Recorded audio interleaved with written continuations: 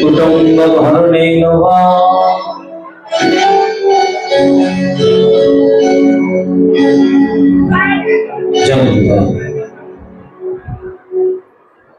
জগৎ সুন্দর প্রারম্ভে কলিযুগ পাবন অবতার পরম করুণ করুণা করুণালয়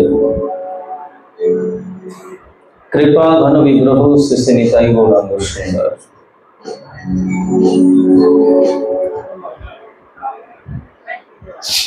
বৃন্দাবন বিহারিণী বিহারী শ্রী শ্রী রাধা ব্রজমোহন লালের সেবা অধিকার প্রদানকারী,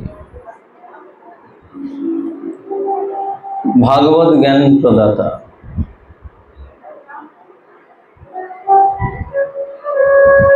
অভিন্ন নিত্যানন্দতনু প্রেম ভক্তি মহারাজ শ্রী শ্রী নরোত্তম দাস ঠাকুর মহাশয়ের পরম প্রিয় পরিবার গম্ভীর আলোচনা নিবাসী শ্রী শ্রী গঙ্গা নারায়ণ চক্রবর্তী চরণের পরম্পরাশ্রী মাদৃশ্য জীবনধারক কৃপা ঘন বিগ্রহ শ্রী গুরুদেব নিত্য লীলা প্রবিষ্ট প্রভুবাল অষ্টোত্তর শত শ্রীকৃষ্ণচন্দ্র গোস্বামী গুরু মহারাজের চরণ সরজে কোটি কোটি প্রণাম পূর্বক শ্রী গুরুপাদ পদ্মে প্রার্থনা। শ্রী গুরুদেব জন্ম জন্মান্তর দাসকে তার চরণ সান্নিধ্য প্রদান করে চরণের ধৃত করে রাখুন, যার ফলস্বরূপ আপনাদের মতন ভগবত ভক্তের চরণ সন্নিধান মিলে যায়। মঞ্চে স্থিত অভিন্ন শ্রীকৃষ্ণ বিগ্রহ শ্রীমদ্ ভাগবত মহাপুরাণকে কোটি কোটি প্রণাম। উপস্থিত বিপ্রগণ, বৈষ্ণববৃন্দ, সমস্ত গন্ধর্বজন এবং আপনারা সবাই ভাই বন্ধু মাতৃশক্তি, প্রত্যেকের চরণার্যে প্রণাম পূর্বক কৃপা আশীর্বাদ প্রার্থনা বারংবার জয় জয় শ্রী নিতাই, জয় জয় শ্রী গৌর, জয় জয় শ্রী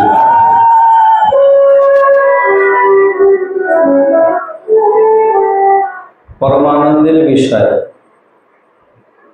চাঁপাইনবাবগঞ্জ জেলার বারোঘরিয়া নতুন বাজার শ্রী শ্রী রাধা গোবিন্দ মন্দির প্রাঙ্গণে আমরা সবাই সমবেত হয়েছি সপ্তাহ কালব্যাপী শ্রীমদ্ ভাগবত কথা শ্রবণ মনন কীর্তন এবং আস্বাদন করবার জন্য। আজ শ্রীমদ্ ভাগবত কথা যজ্ঞের তৃতীয় দিবস। গতদিন অবধি আমরা আস্বাদন করেছি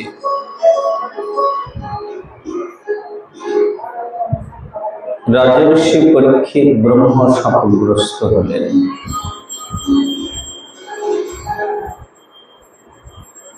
খুব ভালো করে যদি আমরা লক্ষ্য করি তাহলে কেবলমাত্র পরীক্ষিত নয়,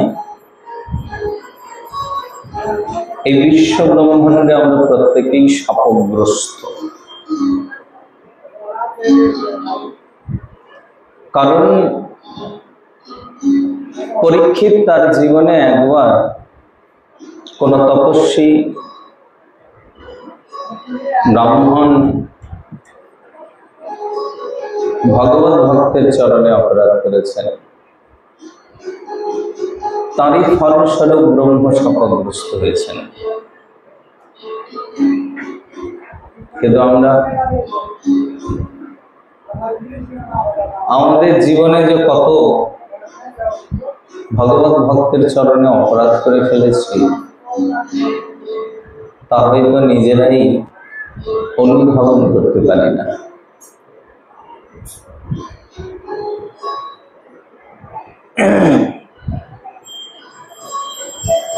শ্রীমদ্ ভাগবতের প্রারম্ভে এটা বিশেষ সূচনা যে জীবনে পাপী মহাপাপী অধম অজ্ঞানী পতিত তাদেরও উদ্ধার হতে পারে, উদ্ধার হয়ে যায়। কিন্তু ভুলেও যদি কেউ কখনো কোনো মহতের চরণে অপরাধ করে ফেলে, বিশেষত কোনো ব্রাহ্মণ, কোনো বৈষ্ণব, কোনো তপস্বী, ঋষি মুনির চরণে যদি অপরাধ হয়ে যায়, তাহলে সেই অপরাধ স্খলন করা কিছুতেই সম্ভব হয় না, যার ফলস্বরূপ সে নিজেই বিধ্বংস হয়ে যায়। এই জন্য এটা সাবধানতা যে আমাদের চলার পথে যেন কখনো কারো চরণে অপরাধ না হয়ে যায়।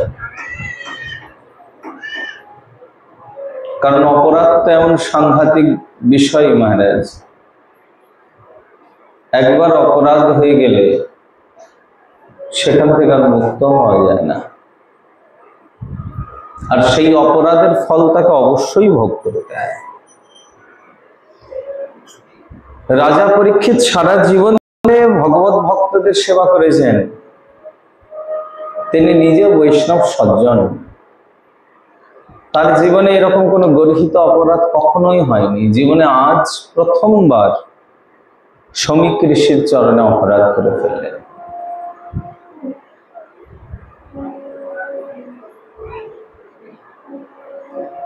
গ্রন্থান্তরে এমন দেখা যায় মহারাজ পরীক্ষিত রাজ্য পরিদর্শনে বেরিয়ে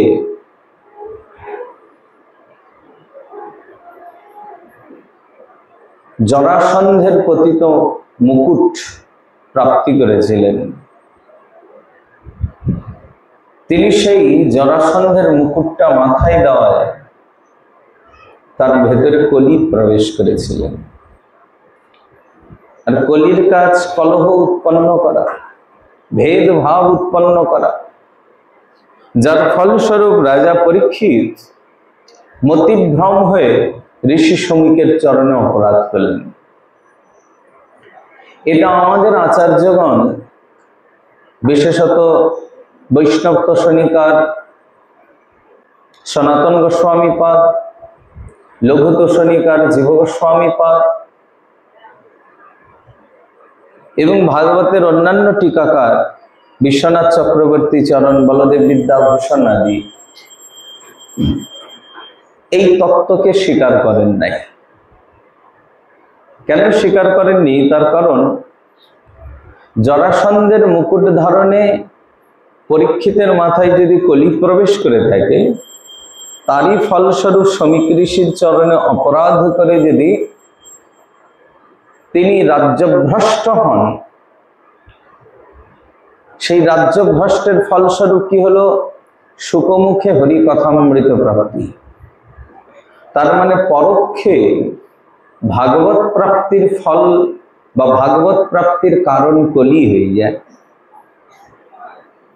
কলি তো কখনো ভাগবত প্রাপ্তির কারণ হতে পারে না, কারণ কলি বরং আরো চাই না যে কোথাও ভাগবত হোক। কারণ একটা বিষয় খুব ভালো করে স্পষ্টীকৃত হন, ভাগবত যেখানে অনুষ্ঠিত হন তার আশেপাশে কলি আসতেই পারে না মহারাজ। এর জন্য ভাগবত সবসময়, মানে কলি সবসময় সচেষ্ট থাকেন যেন নিরবচ্ছিন্ন ভাগবত কেউ শুনতেই না পারে। কারণ নিরবচ্ছিন্ন ভাগবত কথা যদি কেউ একবার শ্রবণ করে ফেলেন, তিনি কলিমুক্ত হয়ে যান, কলির প্রভাব তার উপর পড়ে না। এর জন্য কলি কিছুতেই চায় না যে কোথাও ভাগবত হোক, আর কলির কারণে ভাগবত প্রকট হবে এটা তো হতেই পারে না, এটা অসম্ভব। তাহলে রাজা পরীক্ষিতের জীবনে ব্রহ্মশাপ বলে দেখেন, যেমন শ্রীমদ্ ভাগবতের খানিক বাদে আমরা বলবো জয় বিজয় বৈকুণ্ঠের দ্বারের দ্বারী,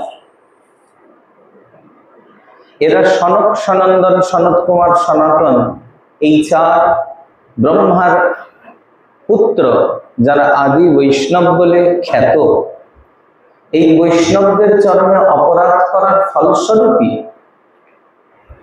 বৈকুণ্ঠ থেকে চ্যুত হয়ে হিরণ্যাক্ষ হিরণ্যকশিপু হয়েছেন, ত্রেতা যুগে রাবণ কুম্ভকর্ণ হয়েছেন, দাপর যুগে শিশুপাল দন্তবক্র হয়েছেন। তো এই যে বৈকুণ্ঠের দ্বারের দ্বারী, খুব ভালো করে একটু বুঝবার চেষ্টা করুন। গীতাতে ভগবান বললেন নৌমে ভক্ত প্রণশ্যতি, আমার ভক্তের কখনো কোনো পতন হয় না। একবার যদি কেউ ভগবানের ভক্ত হয়ে যায়, ভগবান ভক্তের পতন স্খলন নাই। তাহলে ভক্তের যদি পতন না থাকে, তাহলে ভক্ত বৈকুণ্ঠ থেকে পড়ে গিয়ে দানব হয়ে যাচ্ছেন, এটা পতন হলো না? ভগবান যে এত বড় গীতাতে অ্যানাউন্সমেন্ট করলেন, একবার আমার ভক্ত হলে তার পতন হবে না, নৌমে ভক্ত প্রাণশ্বরী, তাহলে এই বাক্যটা যথাযথ হলো? বললেন দেখেন, জয় বিজয় বৈকুণ্ঠচ্যুত হয়ে হিরণ্যাক্ষ হিরণ্যকশিপু হলেন, বা ভরত মহারাজ হরিণ চিন্তা করতে করতে মৃত্যুগতি প্রাপ্তি করে হরিণ গতি প্রাপ্তি করলেন, বা মহারাজ চিত্রকেতু শিব পার্বতীর চরণে অপরাধ করে মা পার্বতীর অভিশাপে বৃত্রাসুর হয়ে গেলেন, এগুলি ঠিক ভক্তের পতন নয়। খুব ভালো করে লক্ষ্য করুন, ভক্তের ভক্তি জীবনের কখনো পতন হয় না। ভক্তের যে ভক্তি জীবন সেটা নিত্য শাশ্বত। এই ভক্তি জীবনের কখনো পতন বা স্খলন হওয়ার কোনো সম্ভাবনা নাই। তাহলে পতন হচ্ছে কার? বলে ভ্রমবশত যদি ভক্তের মনের মধ্যে কোনো অহংকার, ভ্রমবশত ভক্তের মনের মধ্যে যদি কোনো ভ্রম উৎপন্ন হয়, ভগবান সেটারই স্খলন করানোর জন্য, পরিমার্জন করানোর জন্য নিজের প্রিয়জনকে দিয়ে জগতে দৃষ্টান্ত দেখাচ্ছেন। কিংবা এখানে আপনারা আরেকটু বুঝতে পারেন যে, মনে করুন কোন ছোট বাচ্চা, ছোট বাচ্চাকে মা যখন চলতে শেখায়, তখন মা কি করেন? হাত ধরে চালাচ্ছেন, চালাতে চালাতে হঠাৎ করে হাতটা ছেড়ে দেন। হাতটা ছেড়ে দিলেন কেন? হাতটা ছেড়ে দিলে তো ছোট বাচ্চা তো এখনো চলতে শেখে নেই, ও তো পড়ে যাবে। পড়ে গেলে সন্তানের কষ্ট হবে না? তাহলে মা কি চান যে সন্তান পড়ে ব্যথা পাক? তা কিন্তু নয়। সন্তান পড়ে যেতে নিলেই মা দৌড়ে গিয়ে ছুটে গিয়ে তাকে তুলে ধরছেন, কখনো কখনো পড়তেই দিচ্ছেন না। তাহলে হাতটা ছেড়ে দেওয়ার দরকার কি? বলে মা যদি মাঝে মাঝে হাতটা না ছেড়ে দেন, তাহলে সন্তানের চলাটা সুগম হয় না, সে যথাযথভাবে চলতে শেখে না। তাকে যথাযথভাবে চলতে শেখার জন্য মাঝে মাঝে হাতটা ছেড়ে দেওয়াটা দরকার। কিন্তু সন্তান পতনমুখ হলেই মা দৌড়ে গিয়ে তাকে গিয়ে বুকে তুলে নেন, নিয়ে তার ধুলো ঝেড়ে দিয়ে তাকে আদর করে তার বেদনা ভুলিয়ে দেন। ঠিক তেমনি ভক্তের ভক্তি জীবনে যদি কোনো ভ্রম প্রমাদ আদি উৎপন্ন হয়, কোনো অহংকার উৎপন্ন হয়, ভগবান তখন মাঝে মাঝে তার হাতটা ছেড়ে দেন। কেন? পরের শেষ হয়ে যাক তার জন্য নয়। ওই পড়তে নিলেই তার মার্জন হবে অহংকারের, মার্জন হওয়া মাত্রই ভগবান আবার তাকে বুকে টেনে নেবেন। মানে এই সংশোধন এবং মার্জনের জন্য মাঝে মাঝে ভগবান ভক্তকে দিয়ে এসব করান। এটা কিন্তু যেমন মা সন্তানের হাতটা ছেড়ে দেওয়াটা মায়ের করুণারই প্রকাশ, এটা মায়ের নিষ্ঠুরতার প্রকাশ নয়। ঠিক তেমনি ভগবানও তার ভক্তকে মাঝে মাঝে যে এই নাকানি চুবানি খাওয়াচ্ছেন, এটাও ভগবানের করুণার প্রকাশ। এটা কোনো দিক থেকে ভগবানের নিষ্ঠুরতার প্রকাশ নয়। ভগবান এইভাবেই তার ভক্তকে মার্জন করেন, ভগবান এইভাবে তার ভক্তের শোধন করেন, শুদ্ধ করেন। তো এরই জন্য আপনার ভাগবতে খুব ভালো করে দেখেন, জয় বিজয় বৈকুণ্ঠের দ্বারের দ্বারী কেবলমাত্র সনক সনন্দন সনত কুমার সনাতন এই যে চার সাধুর চরণে অপরাধ করলেন, আর অপরাধ করা মাত্রই তার পতন হয়ে গেল মহারাজ। এই যে সাধুদের চরণে অপরাধ করা মাত্রই যে পতন হচ্ছে, স্খলন হচ্ছে, এটা আমাদের জন্য সাবধানতা। সাবধানতা এই যে তুমি জীবনে যা খুশি তাই করো, কিন্তু কোনো সাধুর চরণে গিয়ে মশকরা করো না, কোনো সাধুর চরণে যেন অপরাধ করে ফেলো না। কারণ একবার সাধুর চরণে অপরাধ করলে কিন্তু সব শেষ হয়ে যাবে। তাই ভাগবত এখানে প্রারম্ভেই প্রেরণা দিচ্ছেন, যেই ভাগবত সিদ্ধান্ত দিয়েছেন বিনা মহৎ পদরজ অভিষেকম, মহতের চরণধুলির কৃপা ছাড়া আমাদের জীবনে ভগবত ভক্তি লাভ হতে পারে না। সেইখানে পরীক্ষিত মহারাজ তার প্রথমেই কোন মহতের চরণে অপরাধ করে ফেলেছেন। এটা দৃষ্টান্ত যে পরীক্ষিত যেহেতু পাণ্ডুকুল ধুরন্ধর এবং ভগবান স্বয়ং তাকে মাতৃগর্ভে রক্ষা করেছিলেন, তার ফলস্বরূপ পরীক্ষিতের জীবনে তবুও ভগবত প্রাপ্তির সম্ভাবনা দেখা দিয়েছে। আমরা যদি এরকম স্পর্ধা করি, আমাদের ভাগ্যে কিন্তু দুর্ভাগ্য ভিন্ন আর কিছুই প্রাপ্তি হবে না, সাবধান হয়ে যায়। তো যাই হোক, রাজা পরীক্ষিত ব্রহ্ম শাপগ্রস্ত হলেন। ব্রহ্ম শাপগ্রস্ত হয়ে তিনি প্রায় উপবেশনে চলে গেছেন একেবারে ভগবতী গঙ্গার তটে। কেন গঙ্গার তটে যাওয়ার প্রয়োজন কি? একটা প্রশ্ন এখানে বিশেষ, যে গঙ্গার তটে যেতে হচ্ছে কেন? তিনি তো চাইলেই পাশেই যমুনা ছিল, বৃন্দাবন ছিল। কারণ হস্তিনাপুরের পাশ দিয়েই তো যমুনা বয়ে গেছে, দিল্লির পাশ দিয়ে তো যমুনা বয়ে গেছে। তিনি যমুনার তটটা ছেড়ে দিয়ে গঙ্গার তটে ছুটলেন কেন? কিংবা হস্তিনাপুর থেকে তো বৃন্দাবন কাছাকাছি, বৃন্দাবন ছেড়ে দিয়ে হরিদ্বারের কাছাকাছি শুক্রতাল ক্ষেত্রে কেন গেলেন? ওটা তো অনেক দূর। তাহলে রাজা পরীক্ষিত কি বৃন্দাবন আসতে পারতেন না, নাকি রাজা পরীক্ষিত বৃন্দাবন মহিমা জানেন না? স্কন্দ পুরাণের ভাগবত মাহাত্ম্য যেখানে কথিত হয়েছে, সেখানে সন্দর্ভ আছে, যখনই যদু বংশের শেষ রূপে বজ্রনাভের রাজ্যাভিষেক হচ্ছে মথুরায়, সেই সময় কিন্তু মথুরা মণ্ডলে রাজা পরীক্ষিত উপস্থিত ছিলেন এবং ব্রজমণ্ডল সুসজ্জিত করবার জন্য বজ্রনাভ যখন গোবিন্দ গোপীনাথ মদনমোহন বিগ্রহ প্রকট করেন, তখন পরীক্ষিতের মা উত্তরা সেই বিগ্রহত্রয় দেখেই বড় করে ঘোমটা টেনে নিয়েছেন। কারণ তাদের বংশের মাতুল ভগবান শ্রীকৃষ্ণ। আর একটা আমাদের হিন্দুদের সংস্কার আছে, মামা শ্বশুরদের দেখলে বধূরা বড় করে ঘোমটা টেনে নেয়। তো বড় করে ঘোমটা টানলেন, কি ব্যাপার?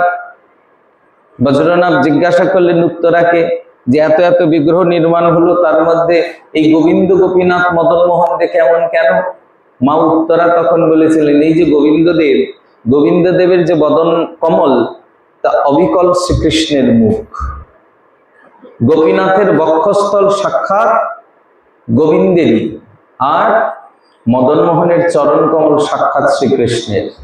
এই জন্য আমাদের বৈষ্ণবীয় জগতে এবং যারা বৃন্দাবন মানেন, বৃন্দাবনে এটা আমাদের প্রসিদ্ধ কথা যে গোবিন্দ গোপীনাথ মদন মোহন তিন বিগ্রহকে দর্শন করলে সাক্ষাৎ শ্রীকৃষ্ণ দর্শনের ফল লাভ হয় মহারাজ। যদ্যপি এখনকার দিনে গোবিন্দ গোপীনাথ মদন মোহন দেখাটা একটু দুর্লভ, কারণ গোবিন্দ গোপীনাথ এবং মদন মোহন তো বৃন্দাবনে নাই, জয়পুরে চলে গেছেন। আবার জয়পুরেও সবগুলো নেই, জয়পুর থেকে 185 কিলোমিটার দূর করৌলিতে মদন মোহন থাকেন। মানে একই সঙ্গে তিনজনকে একই দিনের মধ্যে তিনজনের দর্শন করে ওঠাটা, মানে যারা খুব সুচারু না হবে তারা পেরে উঠবেন না। সুচারু হলেই তবেই সম্ভব। তো যাই হোক, তো তাহলে পরীক্ষিত মহারাজ তো মথুরা মণ্ডলের মহিমাও জানেন এবং মথুরা মণ্ডল সম্পর্কে তিনি জানতেন। তাহলে পরীক্ষিত বৃন্দাবন কেন গেলেন না?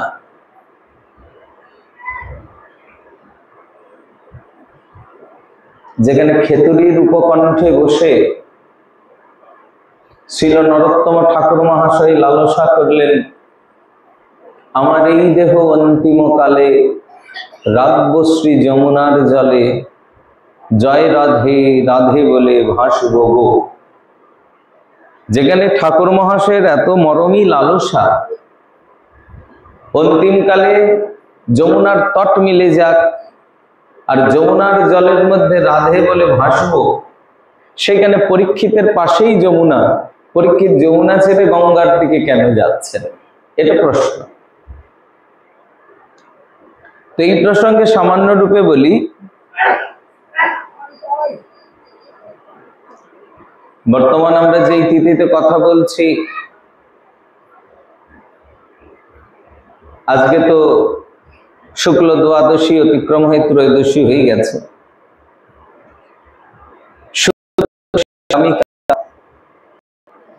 আগামীকাল জ্যৈষ্ঠ শুক্লা ত্রয়োদশী বৈষ্ণব জীবনের একটা বিশেষ পর্বদিন। আপনারা জানেন কিনা আমি জানি না, এই দিন শ্রীমান মহাপ্রভুর আজ্ঞা অনুসার আদি সপ্তগ্রামের 12 লক্ষের জমিদার রঘুনাথ দাস তার বিষয় বিপত্তি পরিত্যাগ করে শেষে নিতাই চাঁদের চরণে শরণাগত হন। আর নিত্যানন্দ প্রভু তাকে দণ্ডোৎসলে কৃপা করেন। দণ্ডোৎসলে কৃপা হয়েছে বলে এই উৎসবের নাম দণ্ড মহোৎসব। আগামীকাল দণ্ড মহোৎসব সম্পর্কে সামান্য একটু মুখরা আমরা করব, তখন দণ্ডোৎসব সম্পর্কে, দণ্ড মহোৎসব সম্পর্কে একটু আলোকপাত হবে। তো আগামীকাল সেই পর্বের দিন। আর কদিন আগেই শুক্ল দশমী তিথি গেছে, জ্যৈষ্ঠ শুক্লা দশমী তিথি সমগ্র ভারতবর্ষীয়গণ গঙ্গা দশহরা তিথিরূপে প্রতিপালন করে থাকে। দশহরাটা কি? ভগবতী গঙ্গার মর্তে অবতরণ তিথি। খুব ভালো করে মনে রাখুন, বৈশাখ শুক্ল তৃতীয়া তিথি অক্ষয় তৃতীয়া বলি আমরা। অক্ষয় তৃতীয়া হলো গঙ্গার প্রাকট্য তিথি। মানে অক্ষয় তৃতীয়াতে গঙ্গা প্রথম উৎপত্তি হয়েছেন। উৎপত্তি পৃথিবীতে আসে নাই, স্বর্গলোক পরিব্যাপ্ত হয়েছেন, আকাশ গঙ্গা হয়েছেন। ভগবান বামন যখন ত্রিবিক্রম মূর্তি হয়ে তার চরণ কটাহ বিস্তার করেছেন, ব্রহ্মলোকে চলে গেছে ভগবানের চরণ। ভগবান ব্রহ্মা তখন ত্রিবিক্রম ভগবানের চরণ ধৌত করে দিলেন। এবার ত্রিবিক্রমের চরণ ধৌত করে দিলে সেই জল যখন আকাশমণ্ডল পরিব্যাপ্ত হলো, এটাই আকাশ গঙ্গা নামে বিখ্যাত হলো। এটা হয়েছে অক্ষয় তৃতীয়া তিথিতে। অক্ষয় তৃতীয়া হলো গঙ্গার উৎপত্তি তিথি। পরবর্তীতে সগর বংশীয় ভগীরথ তপস্যা করে গঙ্গাকে মর্তে আনয়ন করবার ছাড়পত্র পেলেন। ভগবতী গঙ্গা মর্তে অবতরণ করবেন বলে প্রতিশ্রুতি দিলেন, কিন্তু গঙ্গার বেগ ধারণ করবে কে? আবার মহাদেবকে সন্তুষ্ট করে ভগীরথ মহাদেবকে রাজি করলেন। তখন এই জ্যৈষ্ঠ মাসের শুক্লপক্ষের দশমী তিথিতে ভগবতী গঙ্গা সেই স্বর্গলোক থেকে মর্তে প্রবেশ করেন। মানে স্বর্গ থেকে মর্তে আসার তিথি হলো জ্যৈষ্ঠ শুক্লা দশমী। এরপরে গঙ্গা সেই গোমুখ থেকে গঙ্গোত্রী হয়ে বিভিন্ন চড়াই উতরাই দিয়ে একেবারে সাগর সঙ্গমের তটে এসে উপস্থিত হন কপিলাশ্রম। সেইখানে এসে সাগর পুত্রদের উদ্ধার করেন। সেটা হলো মকর সংক্রান্তি, মানে পৌষ মাসের সংক্রান্তি তিথি। এই তিনটাই বিশেষ করে গঙ্গা স্নানের খুব বিশেষ তিথি। একটা মকর সংক্রান্তি, একটা অক্ষয় তৃতীয়া, আর একটা গঙ্গা দশহরা। এছাড়াও বারুণী আদি অনেক অনেক তিথি আছে। এগুলি তিথিতেও গঙ্গা স্নান আদি বিবিধ বিবিধ যোগ আছেন, সেইগুলো সময়েও গঙ্গা স্নান আদি হয়ে থাকে। তবে তার মধ্যে গঙ্গা দশহরা বিশেষ। আর গৌড়ীয় বৈষ্ণবের জীবনে সাক্ষাৎ মা গঙ্গাই নিত্যানন্দ কন্যা রূপে প্রাদুর্ভূত হয়েছিলেন, গঙ্গা মাতা গোস্বামিনী রূপে। এবং এটাও জ্যৈষ্ঠ শুক্ল দশমী তিথিতেই তিনি প্রাদুর্ভূত হন। তো ফলে এই যে পক্ষকালটা যাচ্ছে, এটা গঙ্গা অবতরণের পক্ষকাল, তাই না? গঙ্গা মর্তধামে প্রবেশ করেছেন। আমাদের জীবনে গঙ্গার ভূমিকা কি? আপনারা জেনে থাকবেন, নবাবগঞ্জের এই সীমানা কোনো এক সময়ে ময়মনসিংহের রাজার অধীনে ছিলেন। তিনি চেয়েছিলেন এই দেশেও গঙ্গা প্রবাহিত হোক। পৌরাণিক আমলে পদ্মমণি এইখানে গঙ্গা আবাহন করেছিলেন, কিন্তু পদ্মমণির আবাহনে ছল ছিল। এর জন্য গঙ্গা এই দেশ পর্যন্ত এসেও ফিরে চলে গেছেন। এই জন্য গঙ্গার অবিচ্ছিন্ন ধারা পদ্মা, কিন্তু পদ্মার মধ্যে গঙ্গার জলের শুদ্ধতা নাই। এটাকে আপনারা প্রমাণ করতে পারবেন। গঙ্গার জল আর পদ্মার জল পাশাপাশি দুটো কাঁচের জারের মধ্যে যদি রেখে দেওয়া যায়, প্রমাণ হয়ে যাবে। কিছুদিন পর দেখবেন পদ্মার জল যেই জারের মধ্যে রাখা হয়েছে ওখানে শ্যাওলা হবে, ধীরে ধীরে ওই জল নষ্ট হবে, পচে যাবে, এমনকি পোকাও হয়ে যাবে।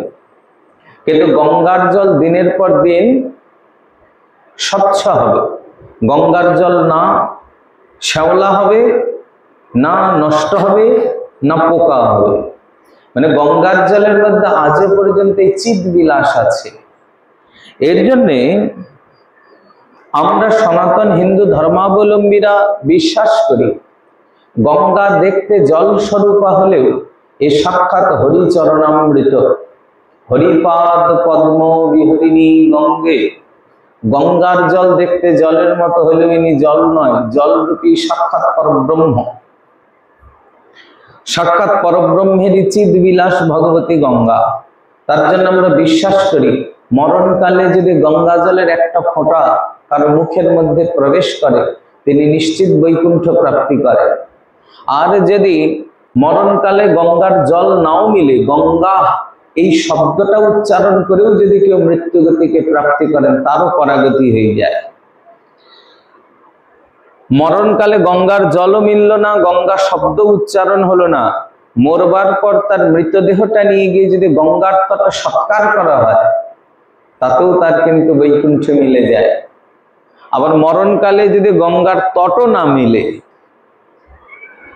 অন্তত তার শরীরের চিতাভস্মটাকে নিয়ে গিয়ে যদি গঙ্গায় নিক্ষেপ করা হয়, তাতেও তিনি বৈকুণ্ঠ গতিকে প্রাপ্তি করেন। এই গঙ্গা মহিমা। এর জন্য আমাদের শাস্ত্র বলছেন নর্মদায়াম তপকুরিয়া মরণম জাহ্নবী তটে। যদি কখনো তপস্যা করে জীবনে সত্য উপলব্ধি করতে হয়, এক জীবনেই সত্য প্রাপ্তি করবার বাসনা যদি কারো হয়, তাহলে নর্মদায়াম তপকুরিয়া, তপস্যা করবার জন্য নর্মদার তটে চলে যাও। আর মরণম জাহ্নবী তটে, জাহ্নবীর তটে চলে যাও, গিয়ে মৃত্যু গতিকে প্রাপ্তি করো। সারা জীবন ধরে দেখা গেল তপস্যা আদি কিছু হয়নি, মরণকাল উপস্থিত হয়ে গেছে, তাহলে কোথায় যাবে? জাহ্নবী তটে, গঙ্গার তটে গিয়ে বাস করো। এর জন্য আপনারা জেনে থাকবেন, প্রাচীন আমলে সম্ভ্রান্ত হিন্দু মাত্রে শেষ সময়টা তারা কাশীপুরে বাস করবার চিন্তা চেতনা করতেন, এবং কাশীতে প্রায় সম্ভ্রান্তদের আজও পর্যন্ত অনেক প্রাচীন প্রাচীন ভবন আছে। এই যে যেমন কোন এক সময়ের অর্ধবঙ্গেশ্বরী বলা হতো নাটোরের মহারানী ভবানীকে, পূর্ববঙ্গীয় যত যত ধার্মিক জন আছেন তার মধ্যে অন্যতম মহীয়সী রমণী হলেন মহারানী ভবানী। ইনি অর্ধবঙ্গেশ্বরী, মানে বাংলার অর্ধেকের বেশি ভবানীর অধীনস্থ ছিল, অনেক দূর পর্যন্ত রাজ্যের সীমা। একেবারে তারাপীঠের মা তারা, মুর্শিদাবাদের কিরিটেশ্বরী আদি যত যত মন্দির দেখা যায় এগুলি সব রানী ভবানীর অধীনে ছিলেন, এবং এই মন্দিরগুলির প্রভূত সংস্কার এবং এর সেবা পূজার যাবতীয় বন্দোবস্ত কদাচিৎ নাটোরের মহারানীর আওতাভুক্তই ছিল। তো আপনারা যদি কখনো যান কাশীতে, কাশীতে কিন্তু নাটোরের মহারানী প্রতিষ্ঠিত কালী বাড়ি আছে, এবং এইখানে মহারানী ভবানী তার বাল্য বিধবা কন্যাকে নিয়ে বসবাস করেছিলেন দীর্ঘকাল। অকস্মাৎ কাশী আক্রমণ করেন ঔরঙ্গজেব। ঔরঙ্গজেব যখন কাশী আক্রমণ করলেন, ঔরঙ্গজেবের আক্রমণে কাশী বিধ্বস্ত হয়। আর সেই সময়ে নাটোরের মহারানী তার বাল্য বিধবা কন্যা তখন সবই ষোড়শী হয়েছেন। তিনি দেখলেন মুসলমান আক্রমণ করেছে, তাহলে তো এই সব কন্যাদের লুণ্ঠিত করে নিয়ে চলে যাবে, তাহলে কন্যাদের সম্মান সম্ভ্রম নষ্ট হবে। তাই তিনি নিজের হাতেই চিতা রচনা করে কন্যাকে জ্বলন্ত চিতাতে নিক্ষেপ করেন, যে আগুনে পুড়ে মেয়ে মরে যাক, তবু মুসলমানের হাতে গিয়ে সম্ভ্রম হানি না হোক। এটা আমাদের সেই সময়ের বন্দোবস্ত। তো যাই হোক, তো এরই জন্যে ভগবতী গঙ্গা একটা বিশেষ অবদান আমাদের জীবনে আছে। পদ্মমণি যখন এখানে গঙ্গাকে আবাহন করলেন, গঙ্গা এলেন, কিন্তু ছল করে ডাকবার ফলস্বরূপ তিনি এখান থেকে ফিরে চলে গেলেন। পদ্মার ধারার মধ্যে গঙ্গার জল থাকলো, কিন্তু শুদ্ধতা থাকলো না। পরবর্তীতে ময়মনসিংহের রাজার অধীনে যখন চাঁপাই নবাবগঞ্জ পরগনা আসে, তখন তিনি চেয়েছিলেন অন্তত এই পরগনার মধ্যে গঙ্গার জলের প্রবাহ হোক। এরই জন্য গঙ্গা থেকে একটা ক্যানেল করে কানসাট পর্যন্ত তিনি নিয়ে এসেছিলেন, এবং এখনো পর্যন্ত সেই ক্যানেলের দিয়েই গঙ্গার জলধারা আসেন কানসাট পর্যন্ত। এবং আপনারা জানেন, মানে বাংলাদেশের মধ্যে অন্তত গঙ্গার জলের ধারা বলতে কানসাটকেই বোঝানো হয়, এবং এইখানেই গঙ্গার জলপ্রবাহ আছেন। এইখানে জলপ্রবাহ আছে বলে এখানকার হিন্দুরা বহু প্রাচীন আমল থেকেই সেইখানে গঙ্গা স্নান, দান আদি বিবিধ ক্রিয়াকর্ম বহুকাল ধরে করে আসছেন এবং এখনো করেন। তো এই যে গঙ্গা, গঙ্গা আমাদের উদ্ধারকারিণী। অন্তত সারা জীবন যদি কোনো কিছু নাও হয়, অন্তত জীবনের শেষ সময়টা যদি গঙ্গা সান্নিধ্য হয়, তাহলে মানুষের কল্যাণ হয়ে যায়। তো রাজা পরীক্ষিত ভাবলেন বৃন্দাবন হলেন রাধা কৃষ্ণের নিভৃত লীলাস্থলী, আর সেইখানে প্রবেশ করবে প্রেমী জন। আমি তো প্রেমী নই, আমি তো অপরাধী। আমি সাধুর চরণে অপরাধ করে ব্রহ্মশাপগ্রস্ত হয়েছি। আমার মতন ব্রহ্মশাপগ্রস্ত অপরাধীর বৃন্দাবনে স্থান নাই। এই মনে করে রাজা পরীক্ষিত দৈনবশত তিনি বৃন্দাবন প্রবেশ না করে ভগবতী গঙ্গার তটে চলে গেলেন। কারণ শাস্ত্র বলেছেন মরণম জাহ্নবী তটে দেবী সুরেশ্বরী ভগবতী গঙ্গে ত্রিভুবন তারিণী তরল তরঙ্গে শঙ্কর মৌলি নিবসিনী বিমলে মমমতি রস্তাং তব পাদ কমলে। ভগবতী গঙ্গা পতিত পাবনী, তিনি পতিত উদ্ধার করবার জন্যই স্বর্গলোকের শোভা পরিত্যাগ করে মহাদেবের জটাজুট হয়েই মর্তলোকে মরজগতে এসেছেন আমাদের মতন হতভাগ্য জীবকে করুণা কটাক্ষ করবার জন্যই। এর জন্য রাজা পরীক্ষিত ভগবতী গঙ্গার শরণ নিলেন। এটা দৃষ্টান্ত আমাদের জন্য, যেন তেন প্রকারেণ গঙ্গার শরণে আমাদের পরাগতি প্রাপ্তি হয়। এর জন্য শাস্ত্র বলেছেন গঙ্গার তটে জন্ম, গঙ্গার তটে মৃত্যু এবং গঙ্গার তটে বসতি, এই তিনটার একটাও অল্প ভাগ্যে প্রাপ্তি হয় না। যাদের প্রতি ভগবানের অশেষ অনুকম্পা আছে তাদেরই ভাগ্যে একমাত্র গঙ্গার তটে জন্ম, গঙ্গার তটে মৃত্যু, গঙ্গার তটে বসতি মিলে যায়, নইলে অল্প ভাগ্যে এটা কখনো হয় না। কারণ আচার্য শঙ্কর বলছেন তস্য নিকটে যস্য নিবাস খলুষ বৈকুণ্ঠ নিবাস। ভগবতী গঙ্গার তটে যারা থাকছেন তারা তো কোনো নদীর তটে থাকে না, তারা কোথায় থাকে? একবারে সাক্ষাৎ ভগবান বিষ্ণুর পাদমূল, একেবারে বৈকুণ্ঠে নিবাস করেন। তাই গঙ্গা গতি মানে বৈকুণ্ঠ গতি। এই জন্য রাজা পরীক্ষিত গঙ্গার তটকে আশ্রয় করলেন। পরীক্ষিত যখনই গঙ্গার তটাশ্রয়ী হলেন, শুনতে যতটা সহজ এতটাও কিন্তু সহজ নয়। নিজেকে জিজ্ঞাসা করতে হবে, আমাকে যদি ডাক্তার বলে যে তুমি 7 দিনে মরে যাবে, আমি কি সব ছেড়ে দিয়ে এরকম গঙ্গার তটাশ্রয়ী হতে পারবো? আমরা কিন্তু পারবো না। আমাদের তখন সাংসারিক অনেক চাহিদা বৃদ্ধি পাবে। হায় হায় মরেই যাব, ওই নাতিটা ঢাকায় আছে ওকে খবর দাও, সে লন্ডনে আছে তাকে একবার দেখবো, এই সিজনে এটা খাওয়া হয়নি এটা একটু খাবো, ওটা করা হয়নি ওটা করব, ইত্যাদি ইত্যাদি জাগতিক বাসনা জাগরণ হয়ে যাবে এবং সেগুলি পূরণ করতে করতে আমাদের 7 দিন বা সপ্তাহকাল অতিবাহিত হয়ে মৃত্যু মুখে নিপতিত হয়ে যাবে। কিন্তু রাজা পরীক্ষিত যখনই জানলেন তিনি সপ্তাহকালের মধ্যে মৃত্যুগতিকে প্রাপ্তি করবেন, সঙ্গে সঙ্গে তিনি রাজ্যলক্ষ্মী সাম্রাজ্য সব জলাঞ্জলি দিলেন। বলাটা সহজ, সাম্রাজ্য পরিত্যাগ করাটা অতটা সহজ নয় মহারাজ।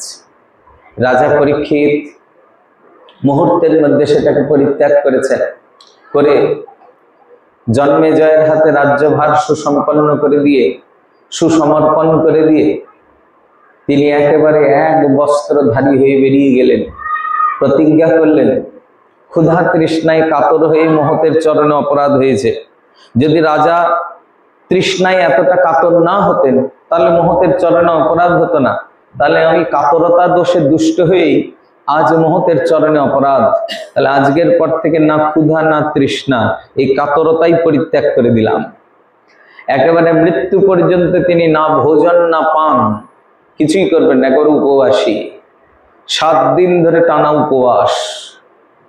তাহলে ভোজন পান পরিত্যাগ করলে তো মলমূত্রের বেগ অবরুদ্ধ হয়ে গেল, সেটাকেও করেনি, তিনি এক আসনে স্থিত হয়ে গেলেন। এই যে মৃত্যু পর্যন্ত আহার বিহার নিদ্রা মলমূত্রের বেগ সবকিছুকে অবরুদ্ধ করে এক আসনে স্থিত হওয়ার নাম প্রায় উপবেশন। সাধারণ কথা নয়।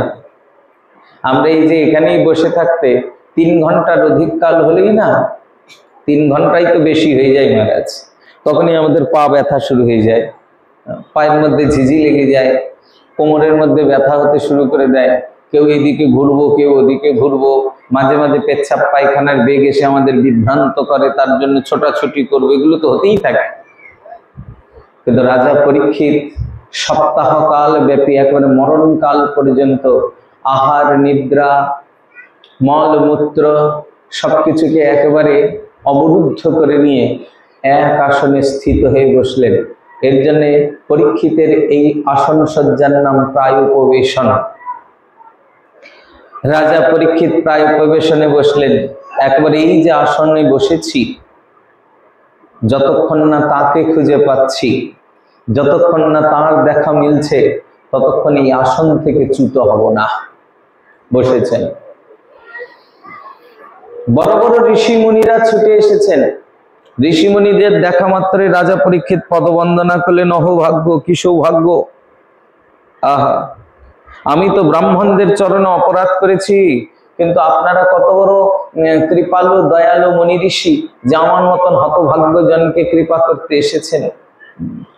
কারণ আমার বংশজ পাণ্ডবেরা অনেক পুণ্য করেছে, সেই পুণ্যের ফলস্বরূপ আপনারা কৃপা করবার জন্য এসেছেন, অহোভাগ্য, নমো নমো।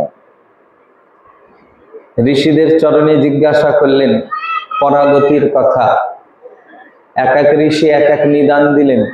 কেউ বললেন মহারাজ আপনি যজ্ঞ করুন, কেউ বলছেন মহারাজ আপনি দান করুন, কেউ বলছেন মহারাজ আপনি স্নান করুন, কেউ বলছেন মহারাজ আপনি ব্রত করুন। রাজা পরীক্ষিত ভাবছেন কোনটা করব, বিভ্রান্তির কথা, কার কথা ফেলবো আর কার কথা রাখবো। ঠিক এই সময়ে উদীয়মান সূর্যের প্রভা বিস্তার করে বাল অরুণ সমপ্রভা বিস্তার করে এলেন আজন্ম সন্ন্যাসী পরমহংস চূড়ামণি বেদব্যাস নন্দন বাদরায়ণী শ্রীল শ্রী সুখদেব গোস্বামী পাদ।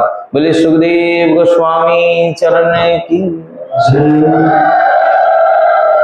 সুখদেবজি যখন এলেন সমগ্র মুনি ঋষি সন্ত সমাজ উঠে তাকে প্রণাম করলেন, অত্যুত্তম আসন দিয়ে দিলেন পাদ্যর্ঘে,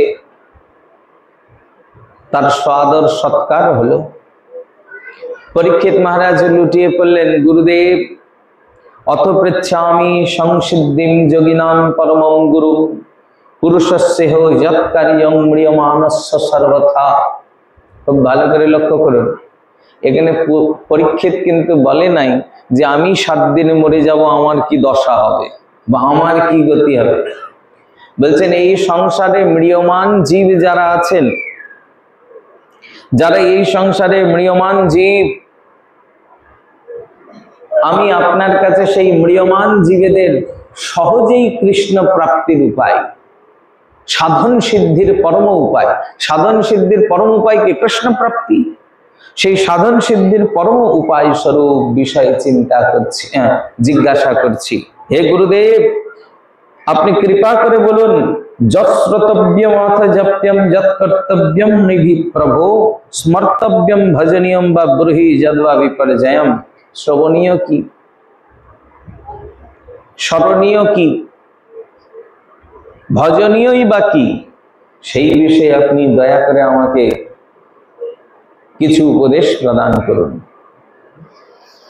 পরীক্ষিত মহারাজের এই বিনয় সম্ভাষণার প্রশ্ন দেখে আনন্দে অভিভূত হয়ে গেলেন। আনন্দে অভিভূত হয়ে মহারাজ পরীক্ষিতকে উদ্দেশ্য করে সুখদেবজি বলছেন, মহারাজ অহোভাগ্য বরিয়ানে সুতে প্রশ্ন কৃত লোকহিতং নিপ আত্মবিদ সম্মত পুংসাম শ্রোতব্যাদিষু জহ পর। মহারাজ পরীক্ষিত আপনার প্রশ্ন বরিয়ান, বরিয়ানে সুতে প্রশ্ন, চমৎকার আপনার প্রশ্ন, কারণ আপনার এই প্রশ্নের দ্বারা সমগ্র জগতের কল্যাণ হবে। প্রশ্ন অনেকেই করে, কিন্তু জগৎ কল্যাণের মতন কোনো প্রশ্ন নিয়ে কেউ প্রায়ঃ আসে না। কারণ গৃহে যারা বাস করেন বেশিরভাগ সংসারী মানুষ গৃহমেদী, তাদের বুদ্ধি তাদের বৃত্তি সবকিছুই গৃহকে নিয়েই হয়ে থাকে।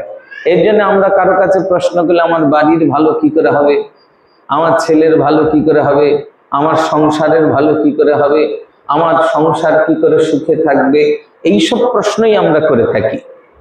আমরা কখনো সমগ্র জগতের কল্যাণ কি করে হবে এরকম প্রশ্ন করতে পারি না।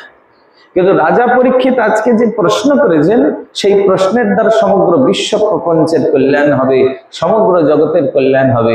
তাই বলছেন খুব সুন্দর প্রশ্ন করেছেন, বরিয়ানি সুতে প্রশ্ন। আপনার এই প্রশ্ন পরম বরিয়ান। একটা কথা শুনে রাখুন মহারাজ, নিদ্রয়া হইয়তে নক্তম রাজন কুটুম্ব ভরণীন বা। বেশিরভাগ মানুষ যারা গৃহমেধী হয় না, তাদের দিনগুলো কি করে যাচ্ছে? নিদ্রয়া হইয়তে নক্তম, তাদের রাতগুলি চলে যাচ্ছে নিদ্রায়। নিদ্রয়া, নিদ্রয়া হইয়তে নক্তম, রাত তো ঘুমিয়ে ঘুমিয়ে কেটে চলে যাচ্ছে। নচেত ব্যবায়েন চ বা বয়, গৃহস্থ পুরুষদের মধ্যে যদি কেউ কখনো রাত্রি জাগরণ করেন, তারা কিন্তু ভজন সাধন করে রাত্রি জাগরণ করেন না। কেন তাদের রাত্রি জাগরণ হয়? ব্যবায়ন চবা বয়, ব্যবহারিক কার্যের দ্বারা উন্মত্ত হয়ে, অর্থাৎ প্রায় স্ত্রী সঙ্গের দ্বারা রাত্রি অতিবাহিত হয়। নিদ্রায়া হইতে হয় নিদ্রার দ্বারা, না হয় স্ত্রী সঙ্গের দ্বারা রাত্রি অতিবাহিত হয়। আর দিবাচার্তে আয়োজন কুটুম্ব ভরণী নবা, আর সারাটা দিন চলে যায় ওই স্ত্রী পুত্রের ভরণ পোষণের চিন্তা করতে করতে করতে করতে করতে করতে করতে তারপর সারাটা দিন কেটে যায় ছটফট করতে করতে। এইভাবে দেহ অপত্য কলত্রাদির চিন্তা করতে করতে প্রমত্তের মতন জীবন যাপন করেন মহারাজ।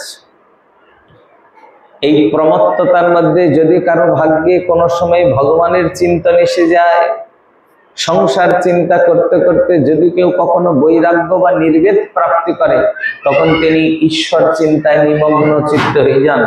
তস্মাদ ভারত সর্বাত্মা ভগবান ঈশ্বর হরি, শ্রোতব্য কীর্তিতব্যশ্চ স্মর্তব্যশ্চেতাদ ভয়ম।